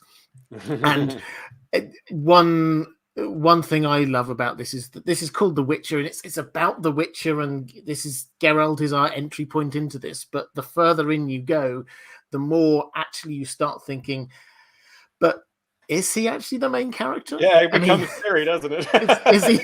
Is he really just a supporting character? What's his real role going on here? And it's fantastic. I hate using the term, but I think it's the only way to do it. Subversion of this idea of this character that when I started reading the books, I'm not ashamed to admit, my first thought when I was halfway through book 1 was, this is just a little bit Conan, isn't it? It's just like creating this character who's just like, he goes out there, fights all the monsters, and then the women come and sort of flock around him, and it just seemed a little bit stereotypical. But the deeper into this you get, the more you think, actually no. Actually, he's, if anything, he's a supporting cast character. I totally agree with that. He's a bodyguard, and some could argue not doing a great job of being a bodyguard. But we're coming towards the end of questions from my patrons, and now would be a good time, if you have any questions, to drop them into the chat. We'll try and pick up as many of them as we can. But I had a couple of sort of bigger questions about season 2. This is Mara Lee again. Thanks, Mara, saying, what stories and characters are you looking forward to that you feel season 2 will mostly focus on, and what are you personally looking forward to? So, what are you personally looking forward to in season 2, Aziz? Is it more Geralt? Is it a series storyline? What's the thing that's really exciting you? I wonder. I guess there isn't just one or two things. I'm really excited for the whole thing, and I'm really excited for the mystery and what they're going to do with it. But I'm excited that first of all, the reviews have been really great too. The buzz from people who've seen it already is really strong. That's usually the case. I mean, they don't usually give advanced screeners to people who are likely to criticize it. But that still happens because things can stink. People aren't going to just straight up lie. But I'm excited for how they're going to adapt the early part of Blood of Elves and what which aspects of it are going to make it. And like you said about Henry Cavill wanting Geralt to be more rounded in the show and have more dialogue and philosophy and debates, that I'm really looking forward to that. I think it's well set up for that, because at the end of season 1, he finally is like, okay, destiny's real. This is what I have to do. So then we're going to see a sort of changed man. He's now accepted this. Season 1, he was rejecting it. Right at the beginning of season 2, he's fully embraced it. He's like, okay, no, I'm protecting this girl. I'm going to be a father figure. I'm going to do what I need to do. And yeah, that's really cool. I'm also just, frankly, I'm excited for the expanded budget. I try not. Action scenes don't make or break shows for me, but when they're good, it really adds a lot to it. It's having something fun to go in with, like great philosophy and acting and all that.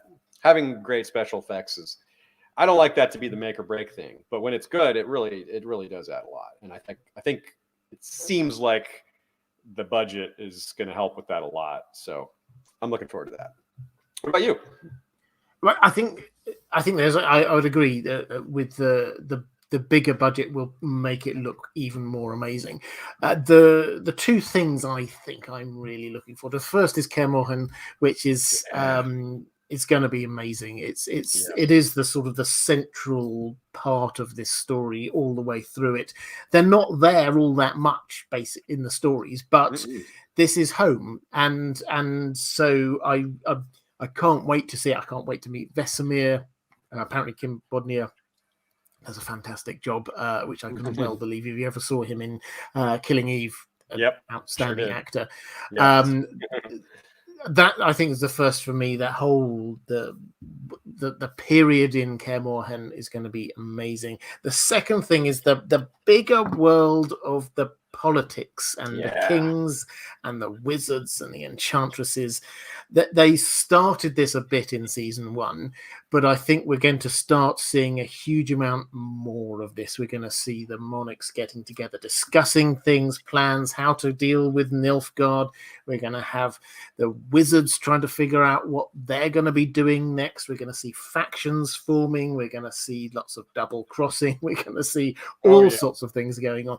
And this is what's going to, I think, what's going to elevate it from being just a really good fun fantasy series to something which has that extra layer, which is one thing that Game of Thrones did. It always had that extra layer of politics that was sort of above and beyond everything else that was going on. You were always wondering, even if this isn't the end point of it all, who is going to be sitting on the Iron Throne. That was always the thing that you're thinking about. And here we're always going to be wondering what's happening with this invasion, whose side are all these people on, what's happening there. That extra layer, I think, is something I'm personally hugely looking forward to. Yeah, right on. I totally agree with you about the expansion of politics and intrigue in the story. That's going to be so much fun. I'm super looking forward to that. Just spotted in the chat, Voice of Geekdom. Hi there, Dan. Excellent. Lord of the Rings channel. If you're at all interested in the Lord of the Rings, and if you're not, you should be. He's done a wonderful series on the Silmarillion. If you're interested, I would personally recommend it. But anyway, he dropped into the chat helpfully what I will call the Ciri prophecy. That's not its official name, but the Wolf's Blizzard approaches, the time of the sword and axe, the time of the white frost and white light, the time of madness and disdain, Teth the Dairith, the final age. The world will perish amidst ice and be reborn with the new sun, reborn of the elder blood, of Hen Iker, of a planted seed, a seed that will not sprout but burst into flames, which I'm sure you will agree with me is absolutely clear and crystal clear exactly what all of that means.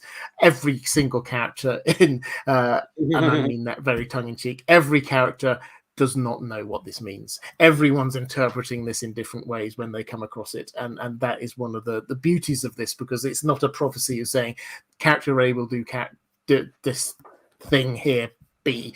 It's it's very high level, it's very poetic, and so people will interpret it, and it will be their interpretations of what this means will be part of what drives this action. Mm-hmm.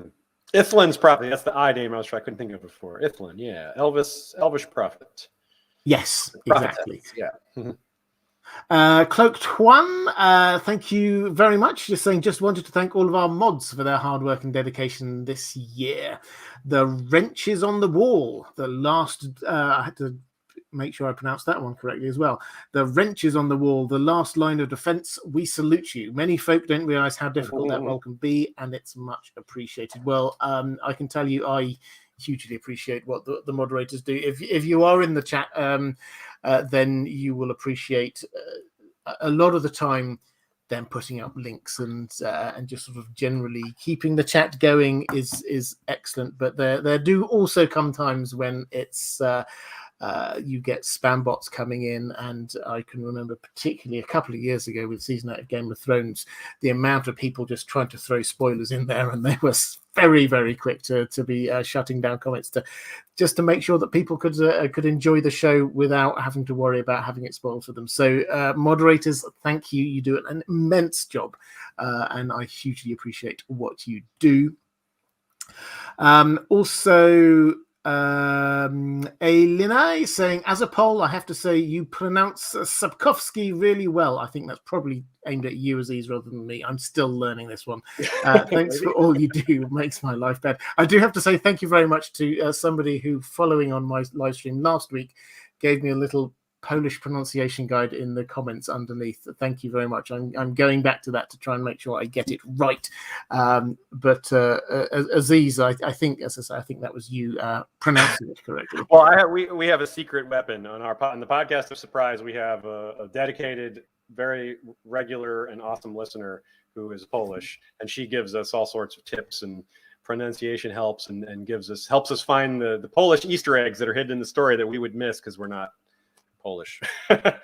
Like there's lots of them. He gives a little, you know how he loves a little, he's an Easter egger, and they're not all intended for English speakers.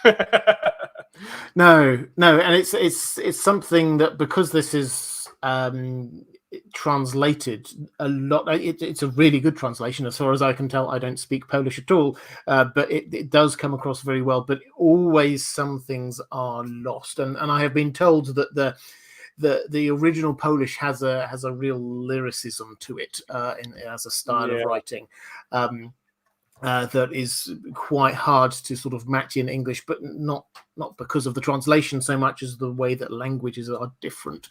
So the original is apparently incredibly lyrical and with a huge amount of wordplay going on in the stories. Let's quickly go to one final question, I think, from Mara Lee, saying, toss a coin to your Witcher was a very catchy tune. Do you think they will have other catchy tunes this season? Have you heard anything about this? Are we going to be getting another toss a coin to your Witcher? Well, you can't predict a song being so popular like that, which is so amazing. Like the whole point of that song, In World, was I'm going to write a song that's going to help your reputation be repaired. Well, that's not going to work if the song doesn't spread and catches on, so people can actually hear it, and thus the reputation thing will happen. And it worked in the real world. The song went viral in the real world. So if it went viral in the real world, it really makes sense to. It's authentic that it went viral in the world of The Witcher, but we know for sure there's a bunch of songs. They know they wrote a bunch of songs. They composed songs. Who knows if they're going to be really good or not? But I love that Joey Beatty actually plays the lute. Like that's him really playing in a lot of those scenes. He knows he's actually got those skills, so that's super cool. I think, in fact, it's probably part of why he got the role, because he had learned it for a different role, and he was like, "Hey, y'all, I actually play the lute." So they're like, "Ooh, call back this guy, put him on the short list." So that worked out. So yeah, I'm looking forward to music, because the music was really good. Not just toss a coin, but the soundtrack I thought was pretty good. And who knows if this season's going to be good, but there's a lot of songs. They wrote a lot of songs for it. So out of all those songs, bound to be a few good ones, right? If not a lot of them. Yeah. I mean, I know they've got a full soundtrack. It might even be out now, I think. Yes, they've definitely got a whole new load of Jaskier songs, and I think they did that really well for what it's worth, because his role is to be writing the stories. Effectively, he is the person who is telling the stories, and indeed he is bigging up, as you say, he's bigging up Geralt to allow him to get the coin that he does deserve for the things that he does. Otherwise his image problem means that he doesn't get the money that he deserves. Are there any other questions in the chat that you've noticed going through, Aziz, that you'd like to pick up on? I don't think so. I think you've been pretty attentive. I didn't notice any other ones, or if I did, it passed by too long ago, and I don't remember anymore. But I think well, there was one other. I think I sent this through to you before. One of my patrons was. This is sort of a crossover to A Song of Ice and Fire. Mike McFly was saying, "Hey Aziz, did Geralt bring Dark Sister with him up to the wall?"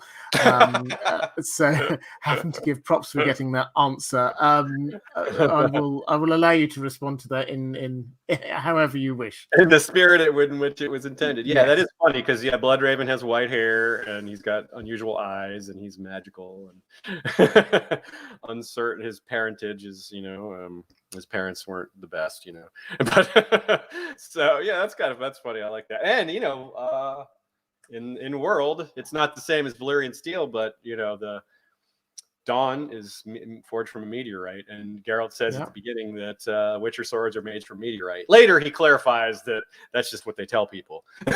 They're not really from meteorite iron. Some of them probably are, but yeah, they're not really. So that's really funny. He's like, actually, that was just a lie. Yeah, I do. I like a lot of the myths that are exploded within World as well. As like, so Geralt of Rivia doesn't actually come from Rivia. That's right, just something that he made up with him and Vesemir, kind of made up, and he learned the accent to sound as if he was coming from this place. So it's and he kind of admits this, but then there's a nice sort of turn around in the books later on when he does go to Rivia, it's really good how he allows these myths of who he is to be passing around in the world around him. And for those who didn't quite understand the reference earlier, so I think it was actually Ashaya, your fellow History of Westerosian, if that's how you do it, who asked the question of George R. R. Martin, must be 3 years ago now. Maybe even more, but yeah, I think that's about right. And George R. R. Martin famously doesn't answer questions given to him by the audience with any truthfulness whatsoever. But you managed to get an answer on a matter of detail that those of us who were in that particular fandom had been wondering about for a long time. And it was a very distinct yes. He didn't hedge. He was like, yes. Did whatever it was? Yes. It's almost as if he was waiting for somebody to ask him that question at some point. He was willing to share that bit of information. No embellishment, nothing extra, but just that one thing. Yes. Okay, well, let's. I think with that, we will bring this to a close. Aziz, do you want to let people know where they can find you on the internet? You feel free to big up Podcast of Surprise again, but also your own channels. Right on, yeah. So my main thing is History of Westeros podcast, and we're still churning episodes out over there. Our latest is on the Reigns of Castamere, a pretty famous event, and we have an episode dropping shortly. It's already out for our patrons. I'm going to probably release on Sunday an episode on Balerion the Black Dread, like a whole following Balerion's career, such as it was. And but over on the Witcher channel, we're Podcast of Surprise is our podcast there, and we have the videos are on Fandom Media, and the podcasts are on Anchor, Spotify.